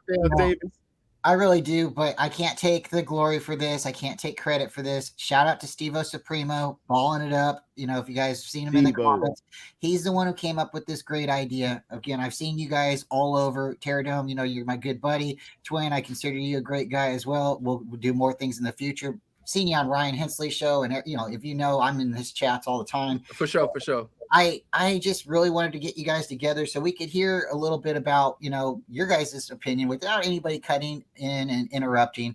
I just found out, I knew you had a channel. I found your channel. I dropped the link. So everybody, please go and subscribe to TwinEmpire. Let's get him up to 300. Tarrerdome, I dropped your link. Please, guys, go check out Tarrerdome. He's at 94. He's almost there to 100. I'm modest as well. I'm at like 140 now, 41. So if you guys like to, help me out, that's great. What my channel's a little bit about, and I'm gonna bring my buddy in right now so you can see him. This is my buddy David McNiner. David McNiner. I like to talk in the morning, like drink a little bit of coffee and just cut it up like you guys are, nothing too serious, something fun for us to hang out and talk. And I like to say a couple dad jokes. But on Mondays, we get David here, and me and him, we'll get different people in from the faithful, from around the world, right? And we're getting guests. So one day, here soon, Twin, if it's in your time, we'll try to figure out a schedule for you to come on, in the morning, in the afternoon, because we're doing like a Monday evening show. But again, we just, we want to come in here, different people's opinions and thoughts, and to let you guys go on and talk, really, I think everybody was able to clearly hear you guys. You guys got good points off on both sides. I'd like to give you guys both, like a final thoughts. If you guys want to stick around a little longer for the rest of the panel, or if you have to go, it's okay. But again, thank you for coming. And I honestly think we should try to do this again before the season starts. Maybe right there after preseason or something, and see what it looks like then if you guys are interested. But again, let's give it to you, Twin Empire, and then we'll give it to Tarrerdome. Your final thoughts on the current 49ers situation, quarterback, and overall your final statement. Well, first and foremost, again, man, I just want to say thank you, Brian, for being the maestro, the MC of the situation, putting us together, the GM. And also, I think, like I said, you was in the chat one day and you said it, and we finally got together, man. So first and foremost, thank you for that. Big ups to Tarrerdome for coming in, man. I know we were supposed to kind of talk about, the quarterback situation. I think we did, but I think our natural, just overall love for football and our charismatic way just kind of took over. We just had to sit down and just had a football talk and had a good time, man. So I just want to thank you guys for the opportunity to get on here early this Saturday morning and having just a nice, kickstart your Saturday morning, man, talking about Niners football, man. So it was just full of excitement. And I would just say thank you, and also all the individuals that came in down below who was chatting. I mean, I saw you all. Appreciate you guys for tuning in early this morning, for sharing time with us. We really appreciate it. Continue to subscribe to the channels, and big up to David McNiner. And also my guy, my first time meeting you as well with lockdown, man. Appreciate it. So my final thoughts is this. Right now, we still don't really know nothing. We're going to leave you a little bit more time. I had a whole cue card myself, Tarrerdome, to talk about something else we're going on with the 49ers and training camp as well. What we may have to expect with Brock Purdy and what he needs to do to probably get himself ready for the season. I would just tell you guys this. Go check out Peyton Manning's Summer School 2013. It's a short documentary. It talks about what Peyton Manning did after the surgery, with the fusion of his neck, and what it took for him starting off in April with repetition, with understanding getting throws, getting his wide receivers in there, and how important it is for reps. And so I would say this even with Brock Purdy and people who wants to put him out there kind of early. This guy at the time was a 13-year veteran, an R-rated Super Bowl champion, and he was talking about the importance of the small, minuscule things of football that he had to do in April. And I just want people to make sure that if this is the guy that we feel like can be our franchise quarterback, you want him to be mentally there, not physically, but this thing here, this documentary talked about the mental part of football that it's Peyton Manning. He the sheriff for a reason. So I digress, and that's my, that's all I have to say about that. All right, I love it. Okay, Tarrerdome, let's hear what your final thoughts are on your discussion with Twin Empire. And then if you want to cut it up a little longer, I know you said you might have to get out, but again, both of you guys, thank you so much for coming. So Tarrerdome, the mic is yours. Again, man, Twin Empire, man. I think we might have been separated at birth, my brother. You just come with the charisma. You get my jokes. You get my movie references. We done walked this thing around. We done in the Army. We said, I think we got bit by the same mosquitoes at some time or another. I can't put my finger on it. Wonderful conversation, and it was just uplifting, and that's from the Holy Spirit that we both share as well. And that's true faithfulness, not just faithful to the bait, not just faithful to the game, but faithful ultimately where God gives it. And this is much needed because there's so much discourse, there's so much strife, there's so much going on, man, and some animus that's going on between San Francisco 40. We on the same team, guys, and we can't have things like what we call fratricide in the military, where you frag a dude because I don't really like him, so you shooting his character down and assassinating who he is because he sees some things that you don't see, and you might have some things that he can't see. It's all better for the collective to get better from seeing it at every standpoint, every position, in every realm. And then it brings it better so you have fullness and you have oneness with something. We can all get there. We just have different opinions on something or a different aspect. Brian, Colt, you the dude, man. Colt be coming with it. And David McNiner, man, stroke of genius for you. You know what? We gonna cut it up here, Corey. I see you over there. You got the blanket matching you. You match it. You know, some of us can't match the whole daggone outfit with the daggone background. That's Tarrerdome. Coolness, man. Tarrerdome. What's up? Hey, sometimes see. You gotta coordinate. You gotta coordinate. You know what I'm saying? You gotta have the mushroom. But you don't stop there. You don't stop there. Look at the inside. Rod, did you know your dad got a special mushroom line? If y'all don't get, go out there and check out the one and only movie Boomerang. You know what I'm saying? Boomerang. Awesome movie, man. And rest in power, Witherspoon, my man. We love it, man. We still love the San Francisco 49ers. It's going to be an interesting preseason. We're going to get on. I'm calling 15-2 this year. First round bye. And let's march this thing on up and take over. I think it's in Las Vegas. The Super Bowl will be. I'll see y'all in February. Let's go do this thing. Amen. John Witherspoon, that's it there, B-Bob. Thank you, my brother. Yes, sir. Big up Pops, baby. All right. So since you guys are both here for a minute, let me get your thoughts on, if you see the overlay, I'm a big special teams guy. I think I've asked Tarrerdome this, so I'm going to ask you first, Twin, and then ask Tarrerdome. What's your thoughts on the Jake Moody pick at 99? Are you happy? Do you think he's going to be like a secret offensive weapon, or is it kind of just one of those like reach picks? Well, now, you got it, Twin. Go ahead. Okay, now picking the kicker, I'm cool with. Where we took him at the position, the third round, I was like a little side because I do believe there's other things that we need that is more prominent, especially when I'm talking about offensive line. You know what I'm saying? Like, I do think we need to really begin to take care of that, especially when we got somebody long in the tooth. With our guy Trent Williams, he ain't gonna be here forever. In the last 2 seasons, I don't know if you guys may have noticed this. His ankle has really been causing him issues, So anyway, but the Pickens general, though, I'm cool with. Like I was saying earlier, not too long ago, about the special team. We saw what happened with Hightower 2 years ago. It was rough on us. Special team had a scratch on our head often in games. I remember the Seattle game. I was like, oh my God, somebody save me. It was just so rough with our special teams and the things that was going on. So adding another player that could be here for the next 5 to 7 years, if he's productive, if he pans out, I'm good with, especially with Robbie Gould being such a consistent factor. He was one thing I will say, he was dependable.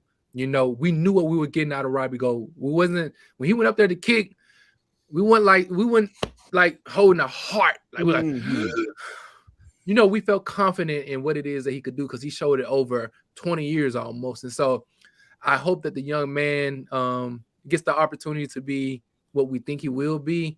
And so I'm not that upset about it. I just didn't like him being in the third round.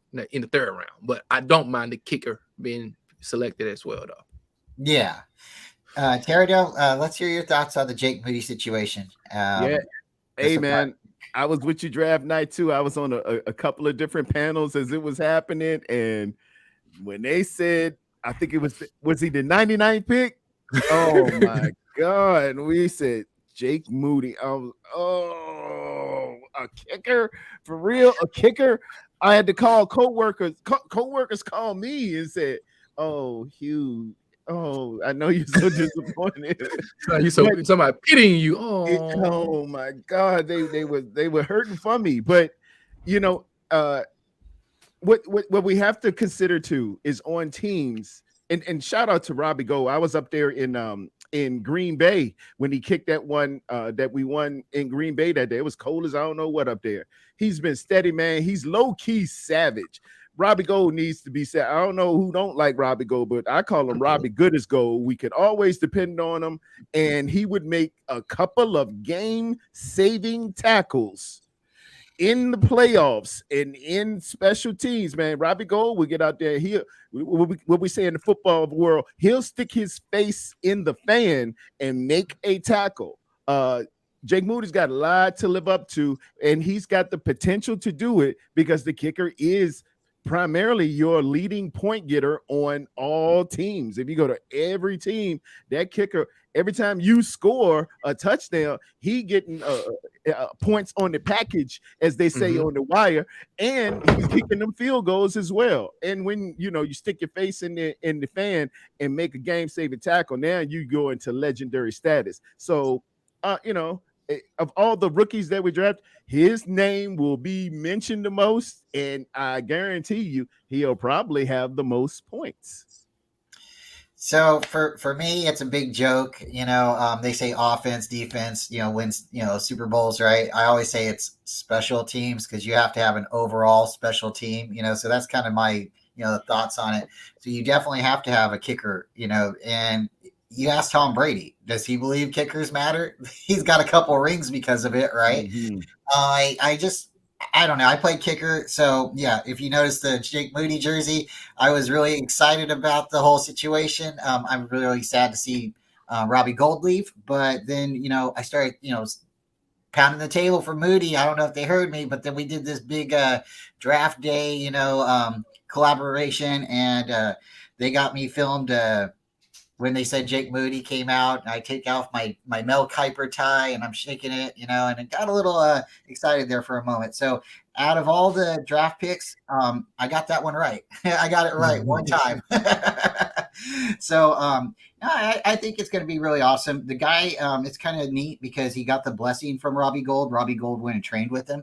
So a lot of people didn't know that. That's kind of neat. And then he told the Niners to draft him. He said, go after that guy. If you're going to let me go or we're not coming back, then get this guy. So that's really cool. And then if you want to, connect it all together, Robbie Gold came from Chicago, right? Well, our original kicker in the 94 Super Bowl, Doug Bryan, he was, on our team for one season, and then he went around a couple of years to different teams, and then he made it to Chicago. Well, his last game, he was replaced by Robbie Gold.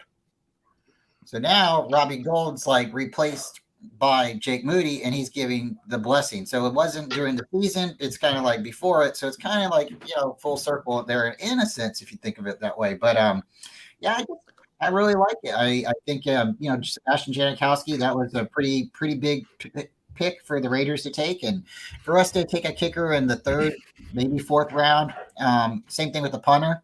That was pretty solid. They're going after players that they think they're going to be able to be here for a long time. So if you get a kicker and he's not necessarily a first-round pick, and if you don't, if you really believe that's your guy, then pull a trigger on it. But I agree, like what you said, we could have went after a O-lineman or something, but that was the one player they said they want above anyone else to this draft league. And it's really funny. It came down to a kicker. So yes, this year kickers matter. So, but yeah, guys, thanks for coming. And let's go ahead and jump into it. You guys are welcome to stay as long as you want. We usually talk a little bit and we just get into it. But do you guys have any thoughts? What's your thoughts on the preseason? Do you like the fact we're playing the Raiders? Do you think Jimmy G will be practicing, or is he even going to make the Raiders? If Jimmy G's practicing, Fred Warner, get your interceptions ready, buddy. He's coming to you. I'm interested to see that. I don't know if he'll actually be practicing, but yeah, if he could he could, get some practice time in there, that would definitely be interesting to see how many picks he throws to Warner, or even if they put, that situation together. But I don't know. Since I got both of you here, Twin, what's your thoughts on? Do you have an early season prediction? To like record. Yep. So I gotta take my bias out of it, because if you ask me, we're going undefeated. You know what I'm saying? I mean, hey, I think we're the best, but we do got like context matters. So I do know that we have some some games where we're traveling from coast to coast, man, and in a short amount of, in a couple times, there's like only like 14 days in between like 2 games or something like that. So, but I think we should win. So my ceiling is 14. My floor is 12. Okay. So it's somewhere in between there. If we somewhere in between there, I'm happy, Yeah, so I think 12 bad, 14 we cooking with hot grease, you know what I'm saying? So I like it. I'm saying 15-2. And I'm not too excited about playing the Steelers in Pittsburgh week 1, and I'm not too excited about playing the Ravens on Christmas Day. So those are my 2 notable games that I'm going to be sitting on the edge of my couch, most definitely. So I got one for you then. Since if y'all believe we're going 15-2, that's a lot of winning. That's a lot. So do you believe that we're going to have whoever our quarterback week 1 will be our quarterback at the end of the year? Oh boy, so that's a hard one. I would love to see a quarterback start the season and finish it, but the way we've been playing, and it just, I don't know. Honestly, I think they're going to, I said this last night, and I think they're going to rush Brock Purdy back out to start. I think he's going to get hurt. I don't want to speak this into existence, but this is just my fears. I think Trey Lance will come in, or Sam Darnold's going to come in. It could be either one of them. Mm-hmm. I think they're going to get hurt. I think they're going to play pretty good for a couple of weeks, and then they're going to get hurt. I think whoever is the last man standing is going to take this team to the Super Bowl. I truly think our defense is that good. I think we upgraded. Sure. We upgraded with our, picking the corner. The guy we moved up, free safety, or Jair Brown. I can't. Yeah, Jair Brown. Jair Brown. Thank you. Yep. And I just think we're going to make improvements on that side. I think with the guy we got from the Eagles, Javon Hargrave. Javon, thank you. You got to remember we got 2 Javons now, or Jalon, or anyways. It's Javon and Javin. Yeah.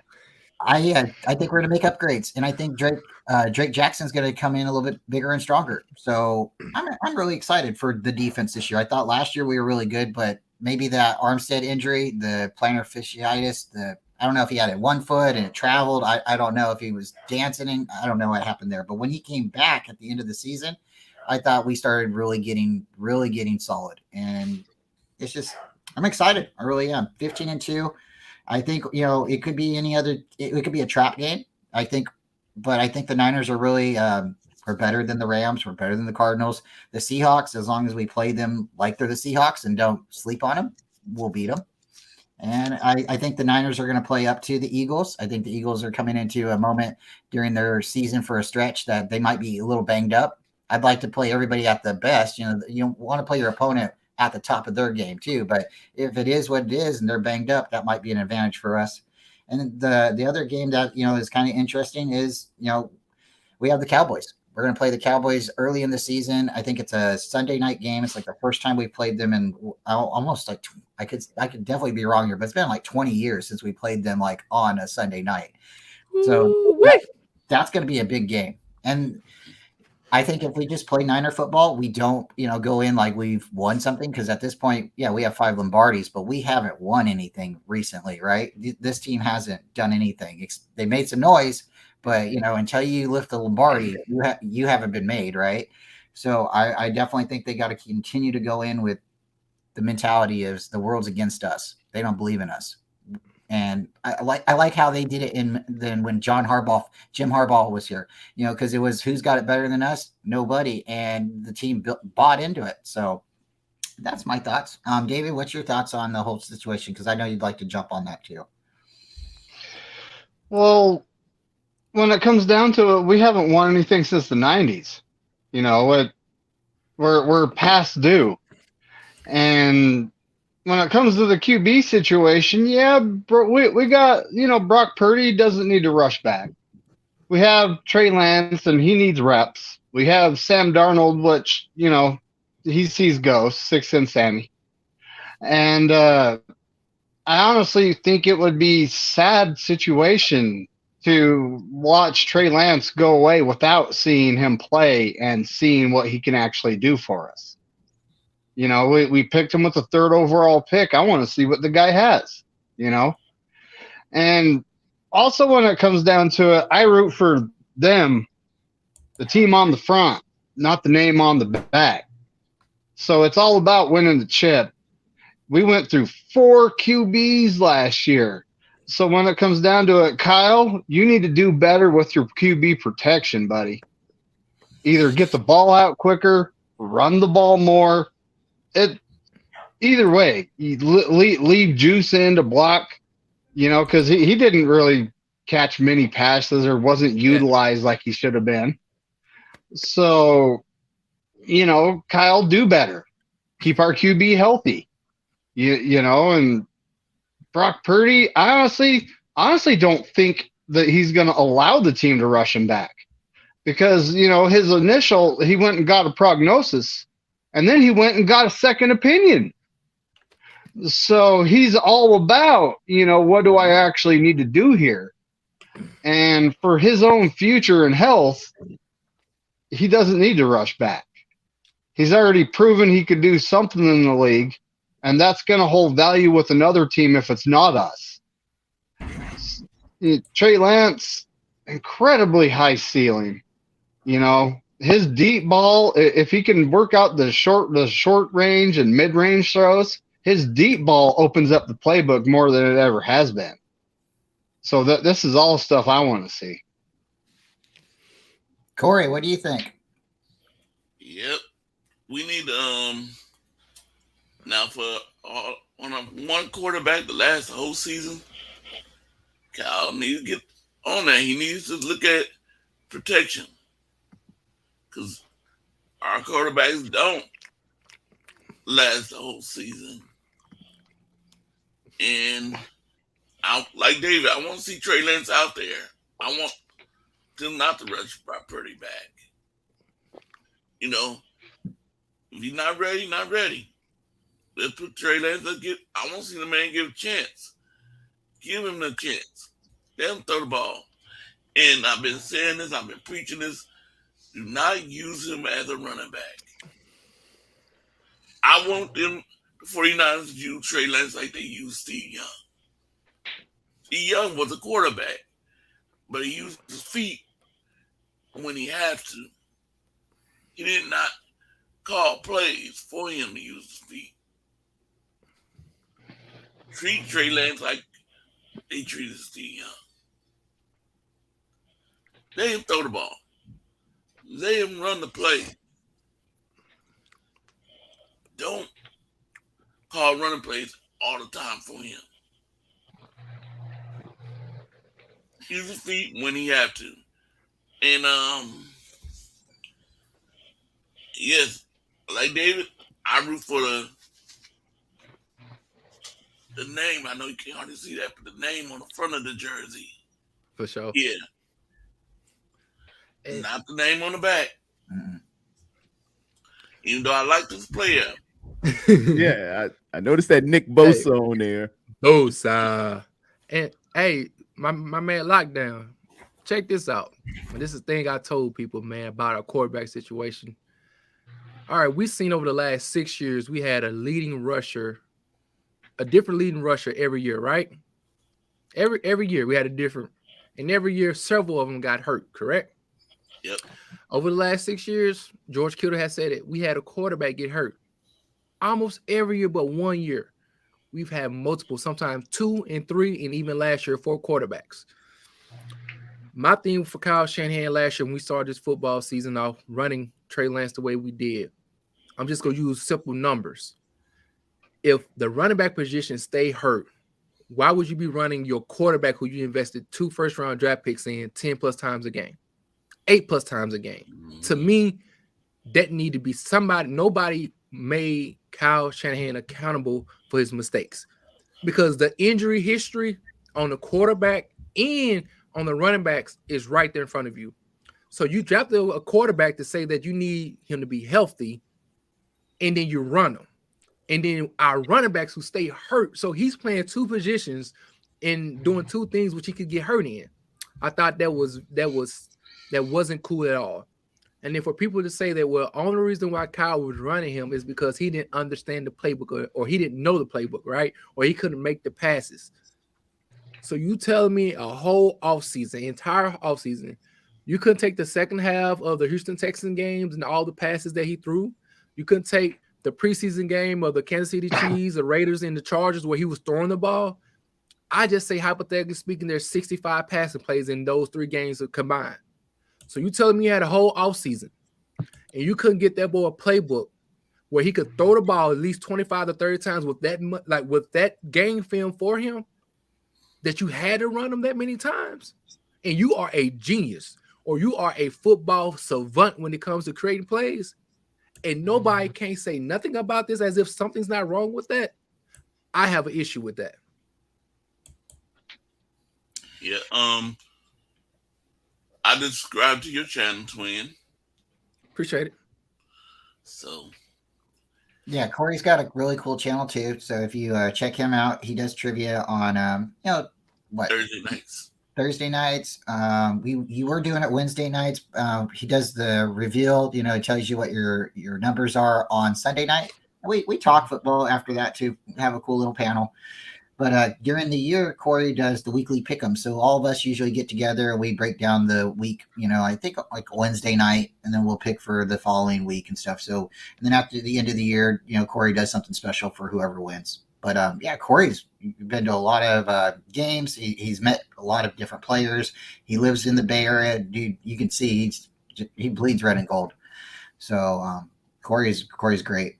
So the whole thing, I think, like what you're saying with the Trey Lance situation, and the reason they were running him a whole lot is because he was injured and his finger was broken. It didn't heal right. Then, it didn't heal in the preseason. He played in the Cardinal game.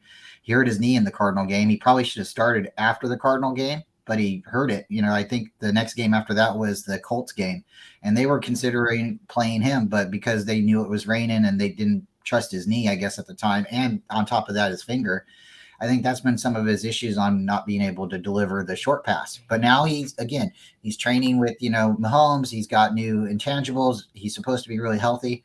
So I would like to see what he's got too. There was some discussion last night, and we were talking about maybe possibly Trey Lance teaching Brock Purdy the playbook, and that's great.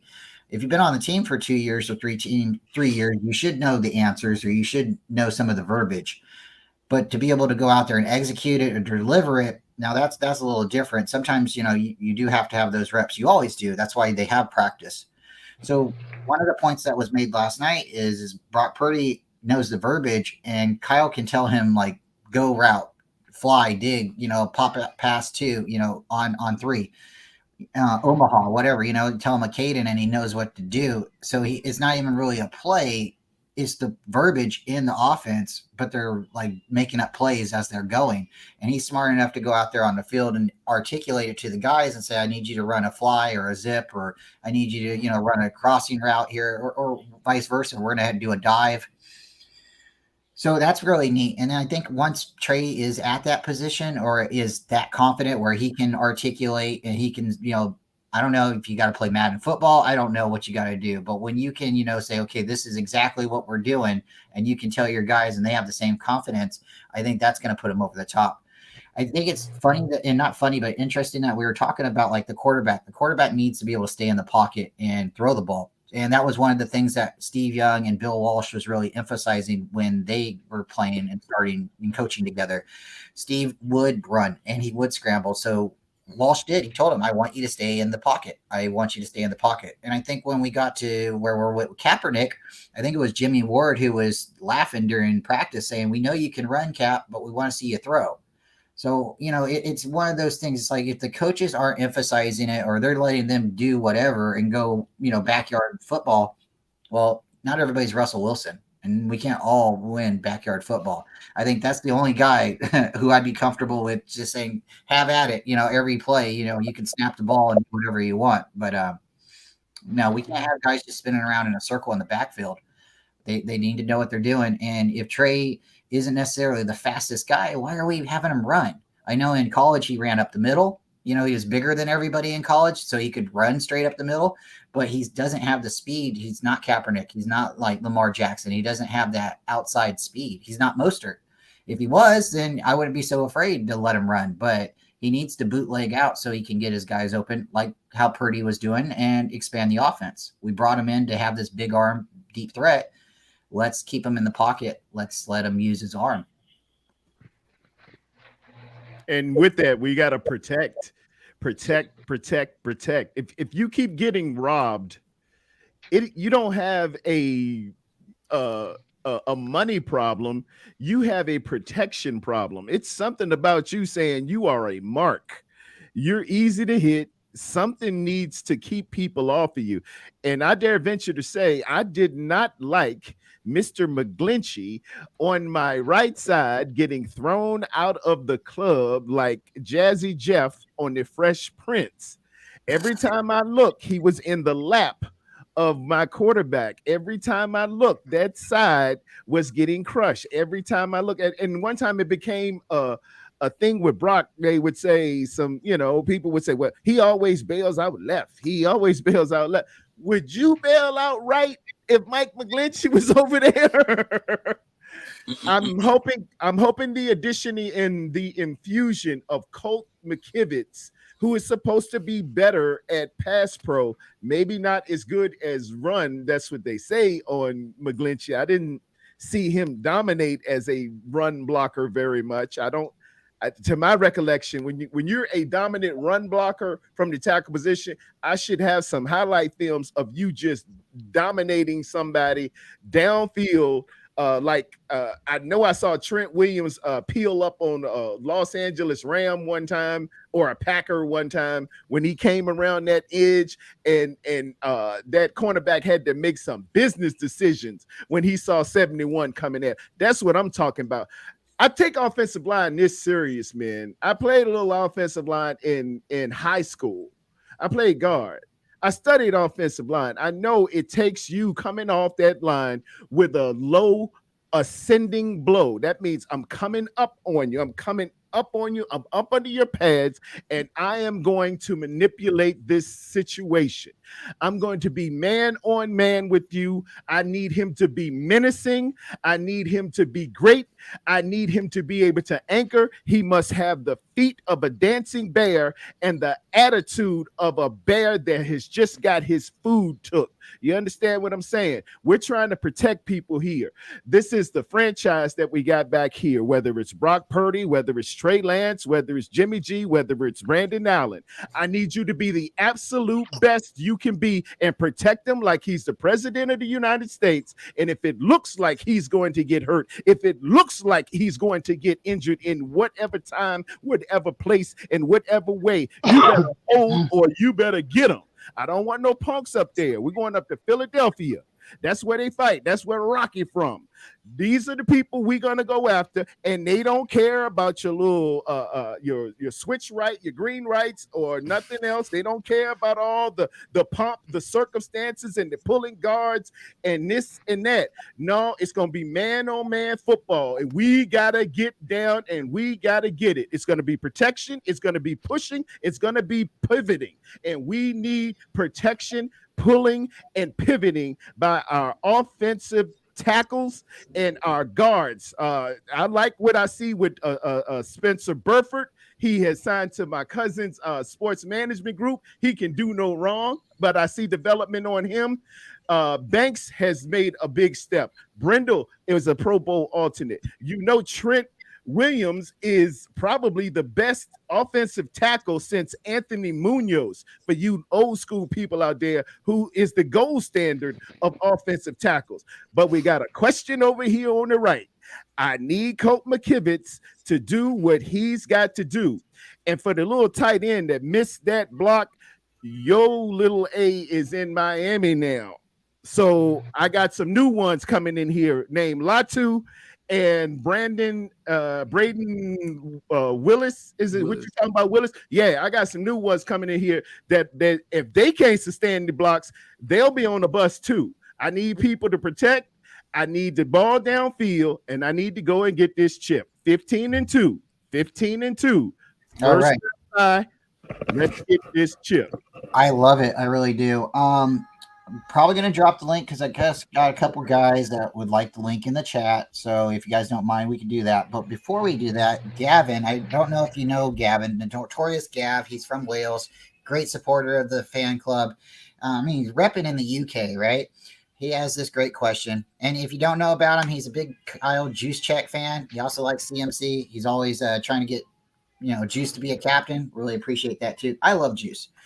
So with Gav, his question is Kyle Shanahan on the hot seat if we don't win a Super Bowl this year? And I want to start with David, and then we'll come around, go Corey and Tarrerdome and Twin. And I'm going to drop the private chat, the link. So if anybody wants to pop in, if you pop in, if you're not showing me your face, you're not coming online. If you get out of term, I'm going to have to boot you out. We have a respectable show, but I appreciate your thoughts. And if anybody wants to drop in, I'm going to put the chat in the link. I got to drop out, fellas. It's been wonderful. Let me go on out here and tell a few jokes. I'll see y'all on the flip-flop. Love y'all. Hey, 49ers all day, 49ers all night, 49ers whenever we ready to fight. Hey, see y'all later. All right. Appreciate it.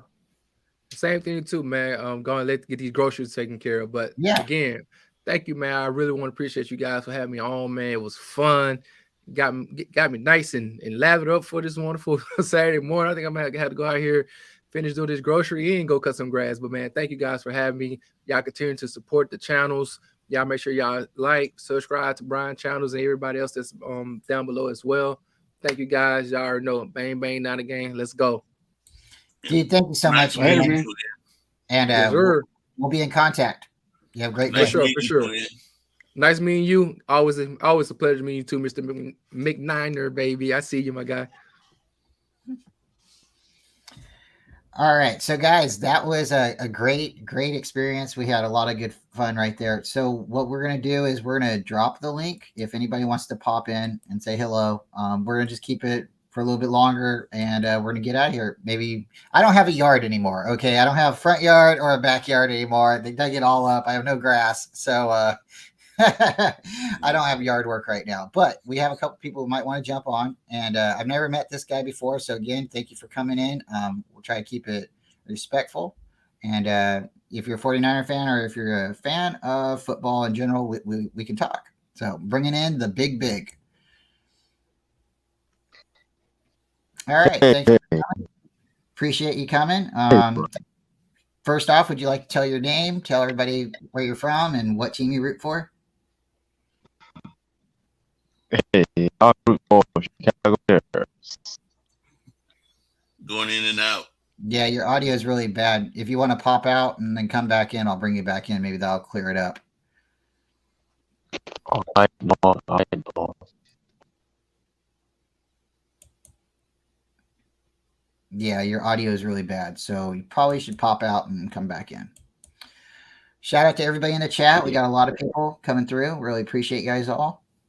And let's start it out. Corey, how's your morning? Thank you for coming. I know we gotta wait a little bit before we can start talking, but how's your breakfast? What'd you eat? Did you get any coffee? Oh, you don't drink coffee. Apple juice this morning? I haven't eaten nothing yet. Oh boy. How about you, David? I noticed you had your cup of coffee. Oh yeah, I've just been drinking coffee. I haven't ate anything yet. I gotta do my thing and mow my grass. My weeds at some point. The grass doesn't really grow well in my yard, but it's just typical Saturday stuff. Awesome. All right, so we're gonna bring this guy back in, and hopefully his audio is a little bit better. Again, never got to talk to you before, so let's go. All right, big. Let's hear your audio. Maybe you're a little bit better. Okay, can you hear me now? Can you hear me now? Can you hear me now? No, you sound like a robot. I'm not sure if you could get on a laptop or a better connection, but If you got any questions and you want to put them in the chat, we'll try to get to them, but we can't hear you very well. Okay.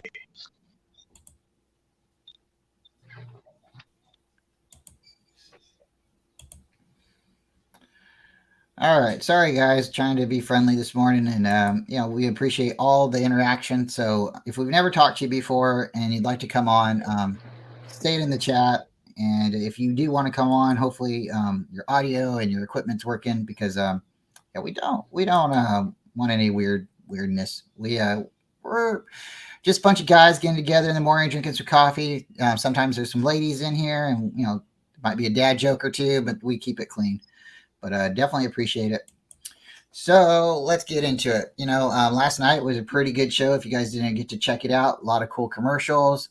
Really, really cool. If you didn't hear it, last night was, I got to see the news report. It was National Koi Day, National Forgiveness, and National Chocolate. So if you have to forgive, sometimes I guess it's a little bit easier to do it with chocolate, right? So,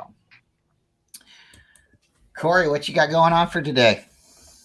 Well, we don't have to eat no breakfast. I first either gonna take my brother, not the one that comes live with me. He lives in Vallejo, to breakfast. His birthday was yesterday. We either taking him out for breakfast or for lunch. Okay. It seemed like we might be going out for lunch because my brother came in and said, "Let's go." Yeah. It's not like he's already fixed his wife breakfast. All right. And then this evening, I'm doing a makeup trivia show. So for the ones that missed it or didn't finish, you come tonight at 7 o'clock. I'm doing a makeup trivia show, 49's trivia show.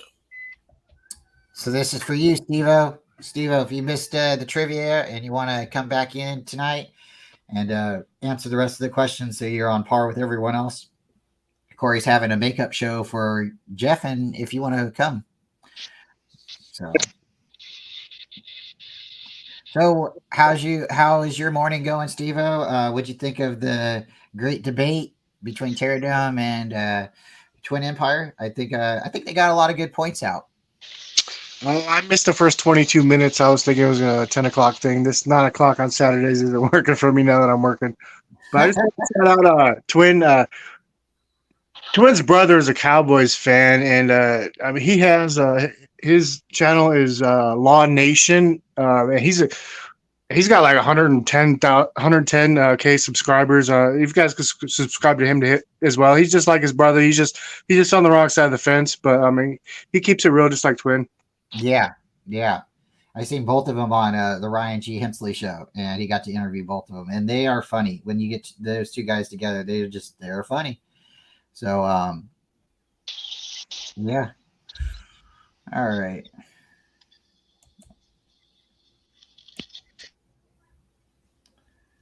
So, yeah, appreciate everybody coming in, but, we try to keep it polite and respectful, and you want to talk 49ers? Come on in. We like to talk 49ers. But yeah, Twin and Tarrerdome, they needed to go a little earlier today, so we jumped up and fired up the computer at 8 and California time and got everybody on. And I just wanted to kind of, like you said, it was your idea.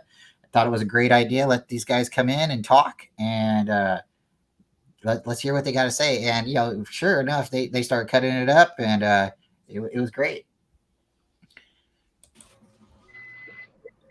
Good morning, John. How are you today? What's up? Hey, John Jay.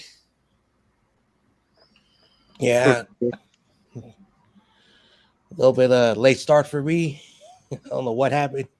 I never wake up late, so I missed the interview. I'll probably watch it later.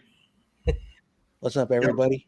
No worries. Appreciate you got here. Yeah, it was a great interview. The guys, they got to talk, and just stayed out of it, let them talk, and I think they had a great show. What do you think, David? Was there anything that you want to ask him maybe next time, or was there something that you don't think they touched on? I'm pretty sure we'll be able to get Twin in. Pretty sure we'll be able to get Twin in for a interview sometime. Well, at this point, nothing comes to mind, but when training camp starts, I'm sure some things will come up, right? Mhm. I mean, I haven't watched it. I was going to rewatch it, but I figured I'd hop on real quick. But I would probably guess that would probably in the future be a good duo for a podcast. Yeah, that would be kind of cool. Really, really cool. So yeah, if you're a bot, we can't have you coming in because we just don't understand what you're saying. So appreciate you coming through, but yeah, if you're having mic issues, we're gonna just have to slowly say maybe next time. So I really liked what they said about the kicker. I thought that was a lot of good points. I also liked what they said about the quarterback feet and the whole issue. But let's finish up what Gavin was saying because Gavin had a good question, and I don't think we got to expand on that. And let's start with David. If Kyle has a bad season this year, or I don't even really know how you would really word that. If he has a bad season, I don't see that happening. If he doesn't make the playoffs, I guess that would be a bad season. If he gets to the NFC Championship and loses, I guess that would be a bad season. So if Kyle doesn't win it, do you think he's on the hot seat, Mr. McNiner? No. I agree. So Jed York, it took him a long time to figure out how to be a winner. We all remember the 2000s, and then now he's at the point where they're competing, and it seems like he's content with us being competitive. But we need to win Super Bowls. We're the San Francisco 49ers. So no, I don't think Kyle will be on the hot seat. We might end up with another Andy Reid situation. Correct. I agree. I think we will keep him for a long time, and at a certain point, he'll probably rebuild multiple rosters. Mr. Corey Davis, what's your thoughts? Do you think Kyle will be on the hot seat with a NFC Championship loss or a losing record? If I was the owner, yes, he will be on the hot seat. But with Jay York, whatever his name is, I don't see it. I think he'll be still here. But I'd say he should be on the hot seat. Yeah, York should come to him and say, "Hey, I'm gonna give you one more year. If this happens again, you're out of here. You playing for your season this year." But like I said, if I was the owner, yes, he would be on the hot seat. But I'm not the owner, and I don't think he's going to be here for longer. Before we move on to the next person, I want to give a big shout out to Miss Deanna. She is a great lady. This is my wife's auntie. And one day here soon, we're going to have her on the David McNiner and 49er, Bryant Culp and David McNiner Monday night evening talk. We'd love to have her come on as a guest and get her to tell her side of being a faithful. I keep pushing her, but we're gonna have it happen soon. Is that the one that donated the jersey? Yes. This is a big supporter of the channel. She's donated 2 jerseys. So if you guys are interested and would like to win a jersey here in the future, we're going to hold off until we get a little bit bigger of a subscriber list. But we're going to give away 2 different jerseys at 2 different times. And this is the lady who I have to thank. And I have a lot of just good things to say. And I'm also looking forward to being able to go to the preseason game this year. At her house, the Niner Raider preseason game, I'm going to get to help barbecue. So I'm going to get to go lay down. So that's a lot of fun. So, okay, let's go to John now. John, what do you think of the question? If he has a losing season, if he doesn't make the playoffs, or if he makes it to the championship game and loses it, or let's even top it. If he makes it to the Super Bowl and loses it, does he get fired? Is he on the hot seat? So I think someone asked me this question. I don't know if it was on Corey's stream a few months ago. Okay. And I want to look at it. I want to look at NFL history to look at great successful coaches who spent a decade with a team and was always just like short of that Super Bowl, and got opportunities after opportunities. First, I want to bring up Jason Garrett again. I do not like the Cowboys, but Jerry Jones had a soft spot for him. And if you look at his overall record, look at all those 8-8 records. Look at those 8-8 records in only 3 seasons. And one of the seasons was a 13-3, season, and they, I think, lost in the first round. So when you look at that situation, fans were calling like years in advance to fire him, telling he's not the guy. He's not the guy. And Jerry Jones didn't care. Finally, after a decade of watching that, he's like, we're not going nowhere. So they got Mike McCarthy. Don't know what's going to happen in that situation. Of course, Andy Reid, his first stint, in his time, they went to 5 NFC championship games, and they were in 1 Super Bowl. In the Super Bowl against the Patriots, they had 1 minute and 17 seconds, and they went 10 yards in 40 seconds, 10 yards. Andy Reid took his time. Looks like he basically either choked or just gave up. And he was there until they started losing. And then he went to Kansas City, and then he got Mahomes, and then we all know what happened. So when I look at Kyle Shanahan, he's not going to go nowhere anytime soon. But if Kyle continues to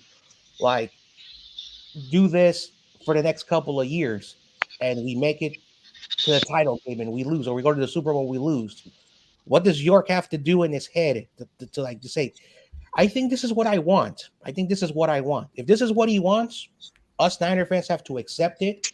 But if you are an owner and you want to see Super Bowls, and I remember when I was a kid, and he took over the team.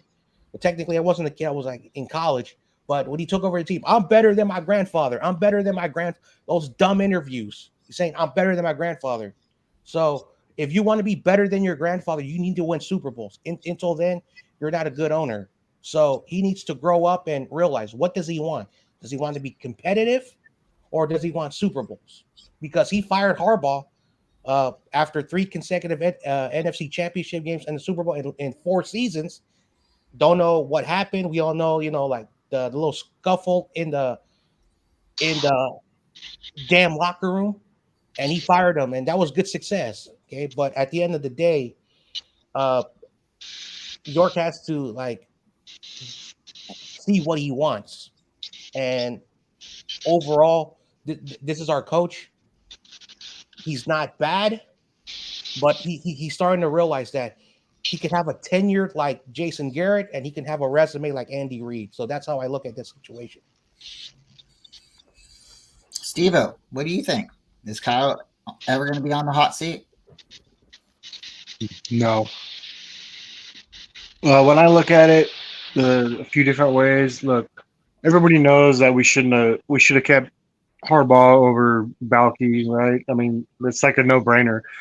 And it's different. Back in the day, the quarterback used to sit for 3 years when I was growing up. That was a mandatory 3 years. There's a reason they did that. It's evolving. There's been some success with starting rookies. Not a lot, but everything's changing. I could see us losing 2 more NFC Championship games, and he's fine. Like him and Lynch meshed really well together. Back in the day, you had to be 60 years old before you got a head coaching job. Shanahan is within 2 years of my age. He's his mid-40s. So, I mean, we're lucky there. We could have this guy for 20 more years, you know what I mean?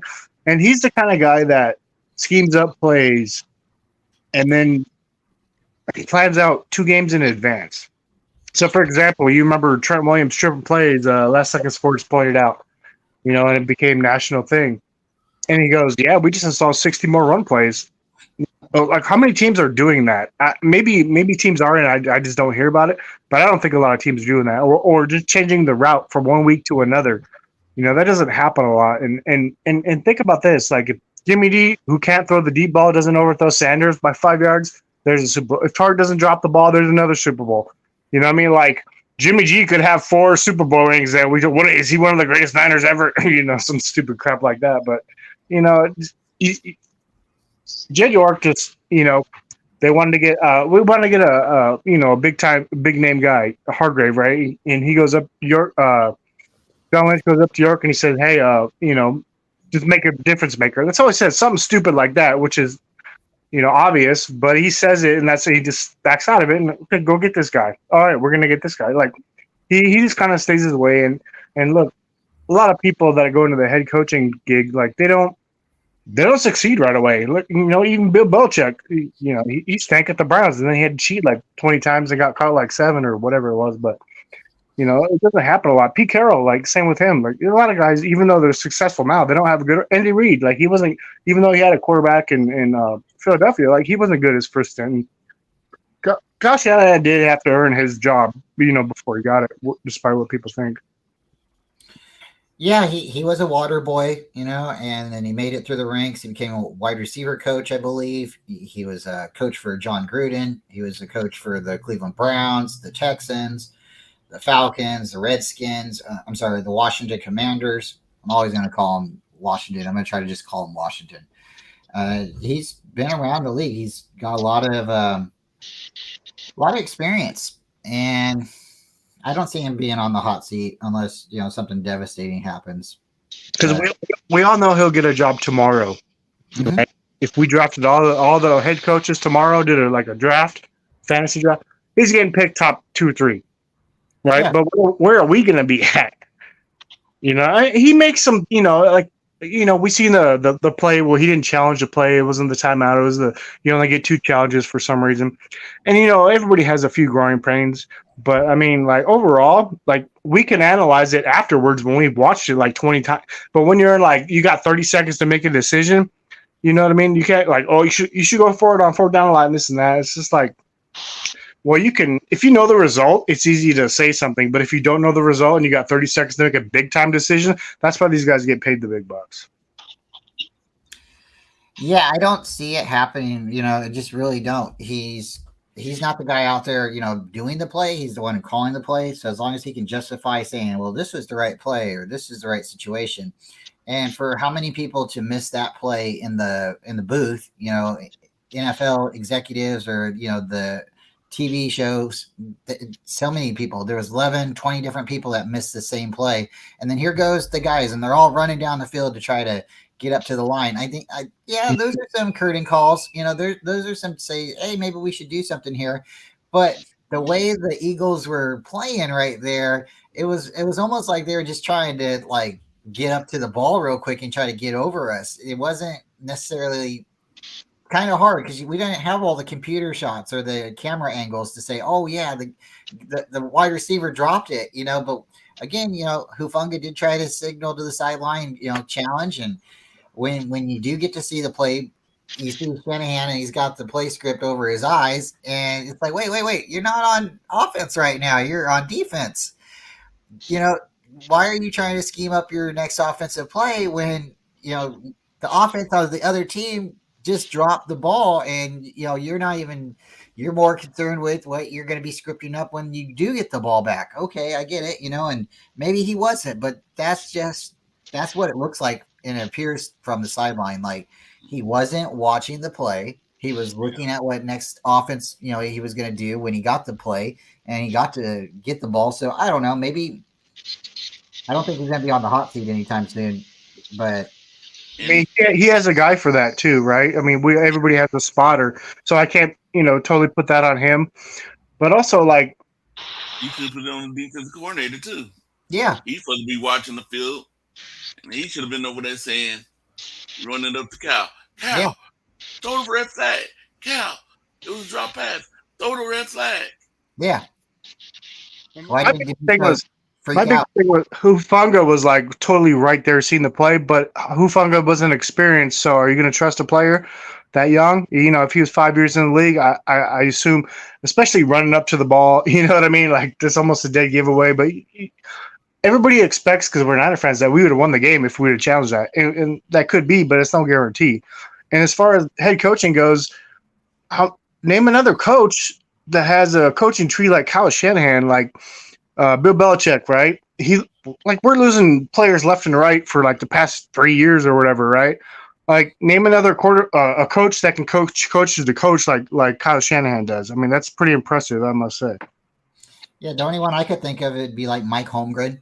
you know, if you want to consider him, you know, but he's kind of under the Bill Walsh tree, you know, so it's like you that's why it's like it's funny. You have these trees, and then these people, they grow their own branches. So like Steve Mariucci came from Green Bay. He was over there. He was Brett Favre's quarterback coach.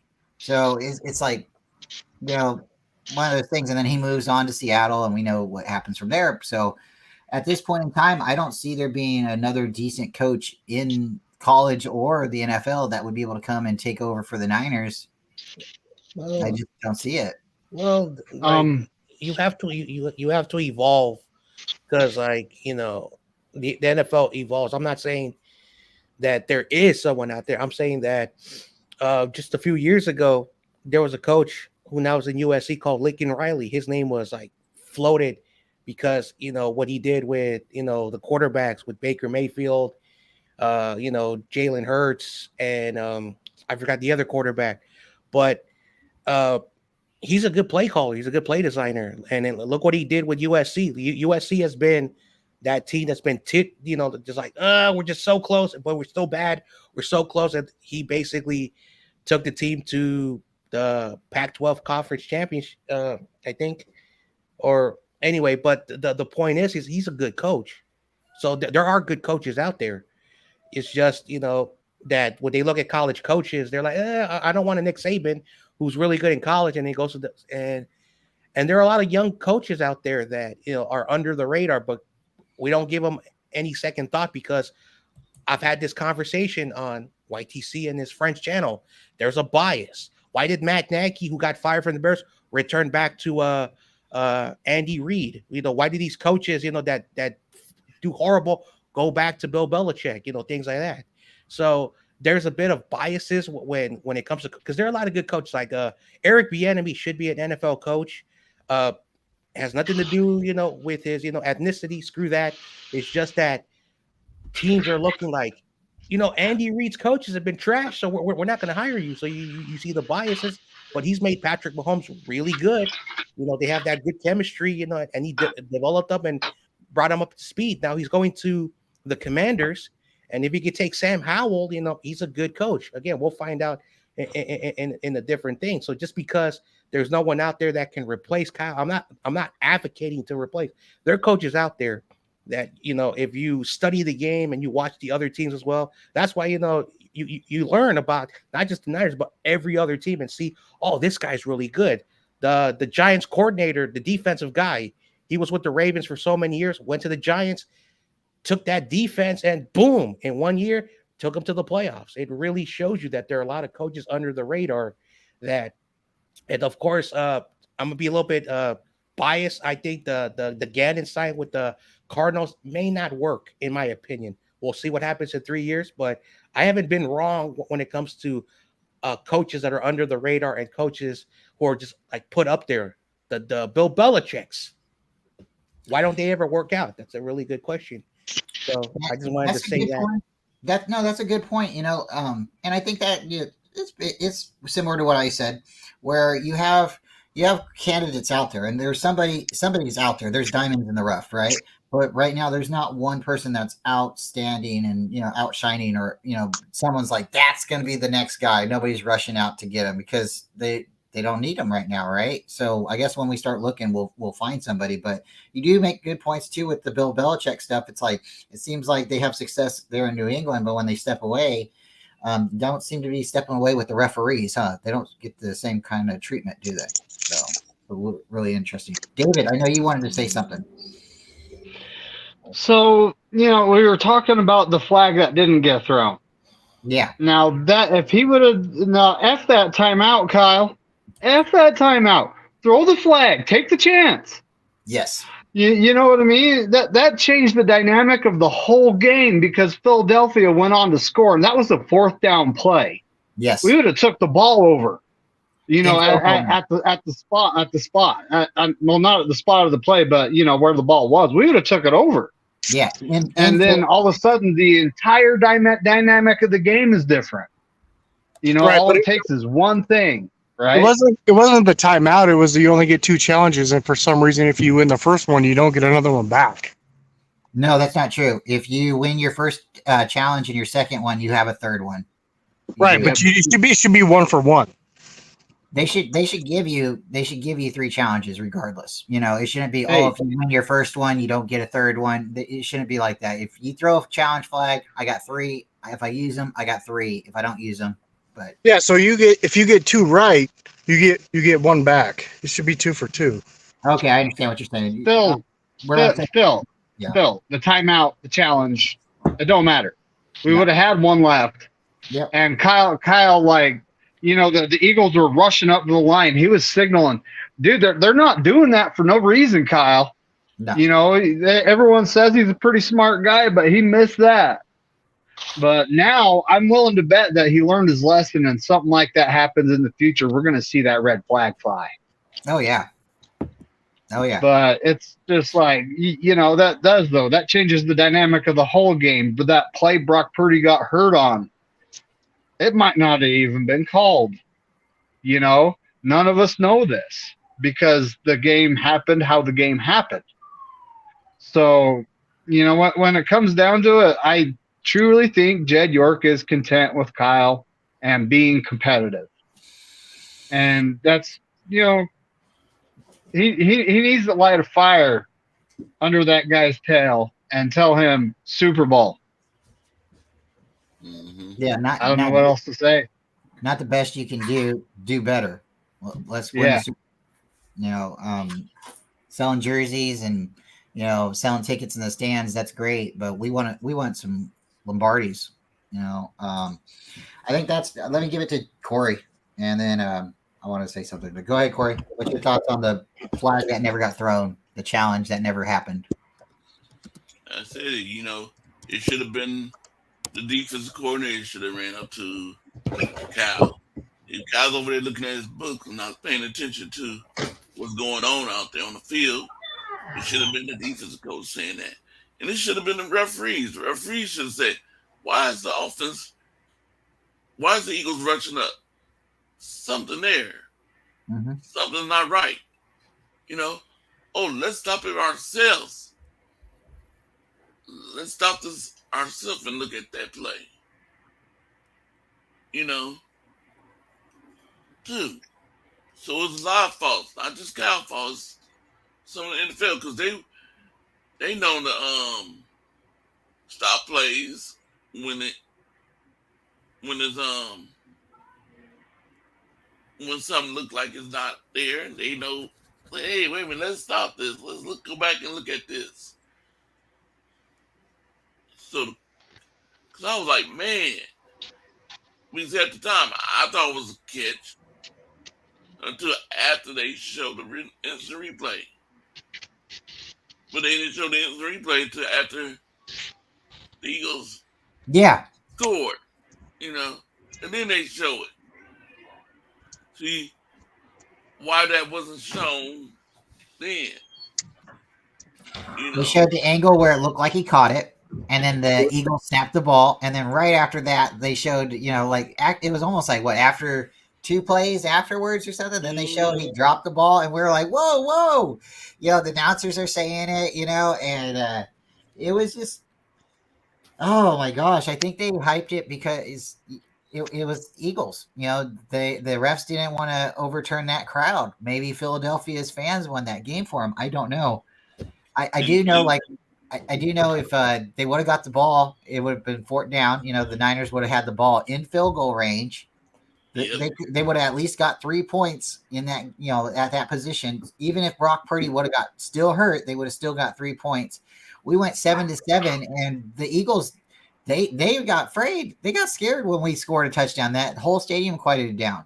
And then they went 14, and we were going to score another touchdown and tie it up. And that's when our 4th string, 5th string quarterback, universal guy, right, Josh Johnson, fumbled. And we were still in contention to win that game. So I hope Kyle learned something and not just run the ball in the 4th quarter. I hope he learned something. I really do, because this is what, New England now. This is Kansas City, and now we've done it again, and we don't. I don't know. I mean, sooner or later, you either keep making mistakes or you learn from them, right? Yep. Well, everybody, like, it was 31-7 was the fine or something like that, right? I mean, the George Kittle Super Bowl offensive pass interference for the touchdown. I mean, that was a big play to me. And yeah, the Eagles game could have changed the momentum, but it's not like we lost by 7, you know. Well, we lost that be because we didn't have no quarterback. Yeah. We didn't have no quarterback. You know, if you don't have no quarterback back there throwing the ball, you just can only run the ball. You put your defense, you put your offense, can't do nothing. Receivers only can block. They can't go off for passes because your quarterback ain't throw over 5 yards. They asked Brock Purdy, can you throw the ball left-handed? I mean, come on. Can you throw it left-handed? I'm a right-handed guy. You don't want me out there trying to throw left-handed. Like, I mean, he started to this offseason. He started to. Yeah. He's going to be ready this year, huh? Just funny because I made the joke. Yeah, I heard Purdy start left-handed, and then all of a sudden he is. Yeah, you know, you can't. If your offense can't score, your defense gonna be getting tired of being out there. You keep going forward and out, your defense gonna get tired, and they not gonna be able to stop the other team. They on the field too many times. So, what do you guys think is a bigger loss, Emmanuel Mosley? Or I know I've asked in the chat, but I don't know if anybody's said it. Emmanuel Mosley or Jimmy Ward? Who's the bigger loss there? I think Emmanuel Mosley. Yeah, I think so too. Jimmy Ward, he's great when he's on the field, but he gets hurt, and when he's hurt, then we usually get somebody else who steps in, and they don't always do the same. And then when they start playing better, we bring Jimmy Ward back in. It just seems like we take a step back again. Not that he's not a good player, just I think we can replace him easily because we've been doing it for multiple years. We've gotten used to replacing him. So used to call him Hospital Ward. Because Ward did play 3 positions, though. He played special teams, safety, and nickel. But I would still say Jimmy Ward because I think we can replace the nickel easier than we can replace a cornerback, since we always have to seem to be the last few years. Well, guys, what do you think the Texans' record's going to be with D'Amico and Jimmy Ward over there? Oh, let me add to that. Who's going to have the better record, the Texans or the Panthers? Oh, wow. I think the Texans will.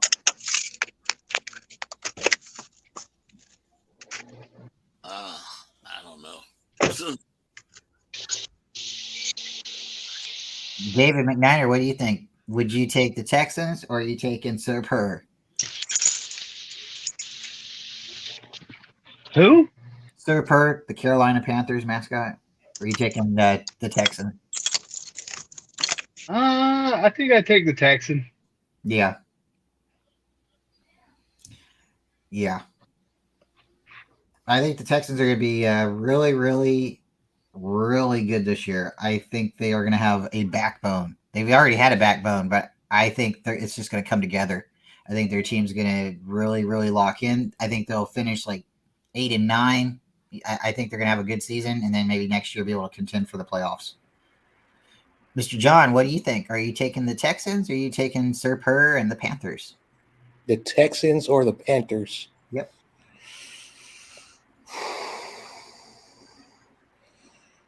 I'm going to be biased, and I'm going to say the Texans. I still think the Panthers are in a rebuild mode. I'm not saying that the Texans are going to go from worst to first. I think they need a couple of years. I think with the Miko and the way, the direction they're going to be moving to, I do think that they'll be a good team down the road. The Panthers, I saw this when they got the new owner, that they were going to go downhill, and I don't know what that owner over there is trying to do, because now this is his fifth quarterback in 4 years. So I'm not sure what he's trying to do over there. So I'm more confident on the Texans. What about you, Steve-O? Are you a Texan guy or are you a Carolina Panther guy? why I thought of this question the other day. And I had a really good draft. I'm gonna say they both have the same record. I'm rooting for both. I'm rooting for both. All right. All right. Well, guys, I think it's probably a good time to jump out. And we've had a really good show, good panel, good conversations. If you guys have anything left, then let's go ahead and hear it now. And then we'll go around real quick to everybody where we can find each other. And, John, I see your comment. So let's start with you real quick. What do you got going on? Let's see. I had to move my live stream I was supposed to do today till tomorrow because again I woke up late. I rarely wake up late. But tomorrow I got me a live stream on my channel. I'm gonna talk Niners football with the faithful. Gonna think about what I'm gonna do, but I'm gonna be just doing a live stream. I heard Corey's doing a makeup show. Unfortunately, I'm gonna miss that if there's a hangout because I have an obligation tonight on another channel. Shout out to Rob. He's a Philadelphia dude. He's a good dude, nice guy. And he's been asking me to do a show with them. So I'm going to be working with them in the upcoming season and a few other great dudes. So tonight I'm going to be over there with those guys. They do really good work. So is this a part of like that Bird Gang network? Are you now a Bird Gang? No, it's all me. It's John Jay's, stuff. I've been trying to branch out because like I do have other hobbies and other things. I don't want to mix my Niner channel with other stuff. So I'm doing another channel for more hangouts, more fun stuff, talk about other stuff as well. And of course, like people have been asking me, I got to collaborate with you. I said, I know, but you guys are other teams. And, I don't want to do, that collaboration and, Bird Gang and all that. So those are good dudes, but I want to do something more fun because there's a lot of things I also love to talk about, like baseball, basketball. And I don't want to, talk, other sports on these 49er channels because they're 49ers. So I'm going to be working with them. They're going to be helping me out. And then down the road, I'm going to be doing something fun. And so I'll be missing a lot of Niner shows because I'll be also working with them plus my channel. So I'm going to be like busy in September. So you guys won't see me for a while. And it's not that I don't like you. It's just that I've been trying to do this for 2 years. This is what why I did YouTube. Wasn't trying to be anybody else, but that's what I'm doing tonight. It'll be fun. Cool. That is cool. Yeah, and if any time you can get out and expand and get other people to hear you, you might get new supporters. It's just a totally different vibe. Sort of like what happened today. We got Twin on and we got Tarrerdome on. They could talk a little bit, get other thoughts and opinions. Mr. McNiner, what you got going on? I know you said some yard work possibly, and I'll probably see you later tonight on Corey's show, right? Yeah, more than likely. We'll see what happens there. But yeah, I got some yard work to do. Just normal grocery shopping. Just normal stuff for a Saturday. Nothing incredibly going on. We got the coffee talk tomorrow morning. And then Monday night. Who do we got? Who do we got Monday night there, Bryant? Oh, this Monday is going to be a lot of fun. He might not be in the chat anymore, but if you guys know, he's a great guy. His name's Ty Austin. He's going to be coming on. We're going to be talking a little bit of 49ers 5:30 Monday. So hope to see you guys pop in and get to hear his aspects on how he became a Niner and all that good stuff. He's got a couple channels too. He's on a couple panels and he's all over. Yeah, he's everywhere. Ty's awesome. So, Steve-O, are we going to be able to possibly see you tonight on Corey's show? Or are you going to be able to come in? What time is it? 7 o'clock. Most likely. Had a long weekend. I only had to work 16 hours to get paid for 40, so that's cool. But this is cool. Like you had Twin and Tarrerdome on. It's like dude came prepared. He had cue cards he didn't even get to. I have to rewatch it because I was thinking. I know sometimes it's 9, sometimes it's 10, and so I'm gonna have to rewatch that. But who comes a thing with cue cards? You know what I mean? I mean that's pretty cool preparation. So there might need to be a part 2. But as Kid Rock was, I know I changed my name and I kept my dog picture for 2 weeks. Some people didn't catch on. So, as Kid Rock would say, ball with the ball, bang, bang, diggy, diggy, said the boogie set up, Chuck, something like that. I'm going to pop CarCast in real quick so we can say our goodbyes and hellos to him, and then we're going to get out of here. Corey, I think we've said what you have going on, but go ahead and tell everybody why bring CarCast in. So tonight I had to make a 49ers quiz show at 7. Then tomorrow with Brian Cup in the morning, and then the reward show. See who went 15-0. There's 2 people that went 15-0. Oh boy, this is gonna be exciting. And the rest of us went 14-1, and somebody else went 13-2. So we'll see. Hey, Steve-O, if you can make this show tonight, it's gonna be you and Jeff doing the trivia. I think you got a good chance of making 15-0. I think it was getting so easy that I started guessing wrong answers, and I was like, we need to switch books. But then some of them, and then I had to go. So I don't know how it ended, but yeah, it was. At first, it was like, you know what I mean? Like, you mustn't hear my statement. I said he must be drunk. He answered like. Oh no, it was just it was like you didn't. These are like no brainers, and I don't have a brain, so I was just like, we switched books. But then a couple of them were a little bit difficult, and then I had to go. So, well, yeah, be a drunk, that's part of the game when you got a 5-day weekend. So, living up to my name. All right, CarCast, we brought you in real quick to say, hey, we're gonna get out of here. Thanks for coming. How you doing? Yeah, appreciate you, Brian, for having me on. Stream's always great. Good guest today, the dynamic duo. You got Tarrerdome and the TwinEmpire, both great guests. So, that was great. Them having a nice conversation about the quarterbacks, Trey, how the Niners are going to do. This was a great stream, man. I just want to hop in, say what's up. Oh, man, I appreciate you coming. Yeah, we'll have to do this a little bit more again. I need to figure out what's best to get a hold of you, if it's Instagram or if it's, Twitter, but we definitely appreciate you coming on. Today was a little earlier show because the guys back east, they needed to get on a little earlier, and appreciate everybody. But with that, guys, it's a Saturday. Go outside, enjoy yourself, have some fun. I'm going to get this little one, maybe, rough her up a little bit, maybe go and, might go to the park. We'll see what happens. But with that, guys, let's go ahead and get out. Appreciate you. Say hi. Say hi. Goodbye. Hi. All right. And with that, everybody, thanks for coming. Please check us out. We have Corey Davis. He's got a great channel. David McNair, my co-host. He's a great guy. He's got a channel as well. We're building his platform. Steve-O's everywhere. You can find him everywhere as well. One day we'll have a channel for him as well. John, 49ers Ultimate Report. Great guy. You guys check him out. He's doing a lot of good things. He just said as well. And CarCast, young up and coming guy, knows his stuff, has a great channel, good vibes. So please check all of this out, and appreciate you. And I'll be seeing you guys in the comments. And with that, we're going to go ahead and get out, and I'll see you tonight too on Corey's show. So thank you guys for coming. See you, everyone.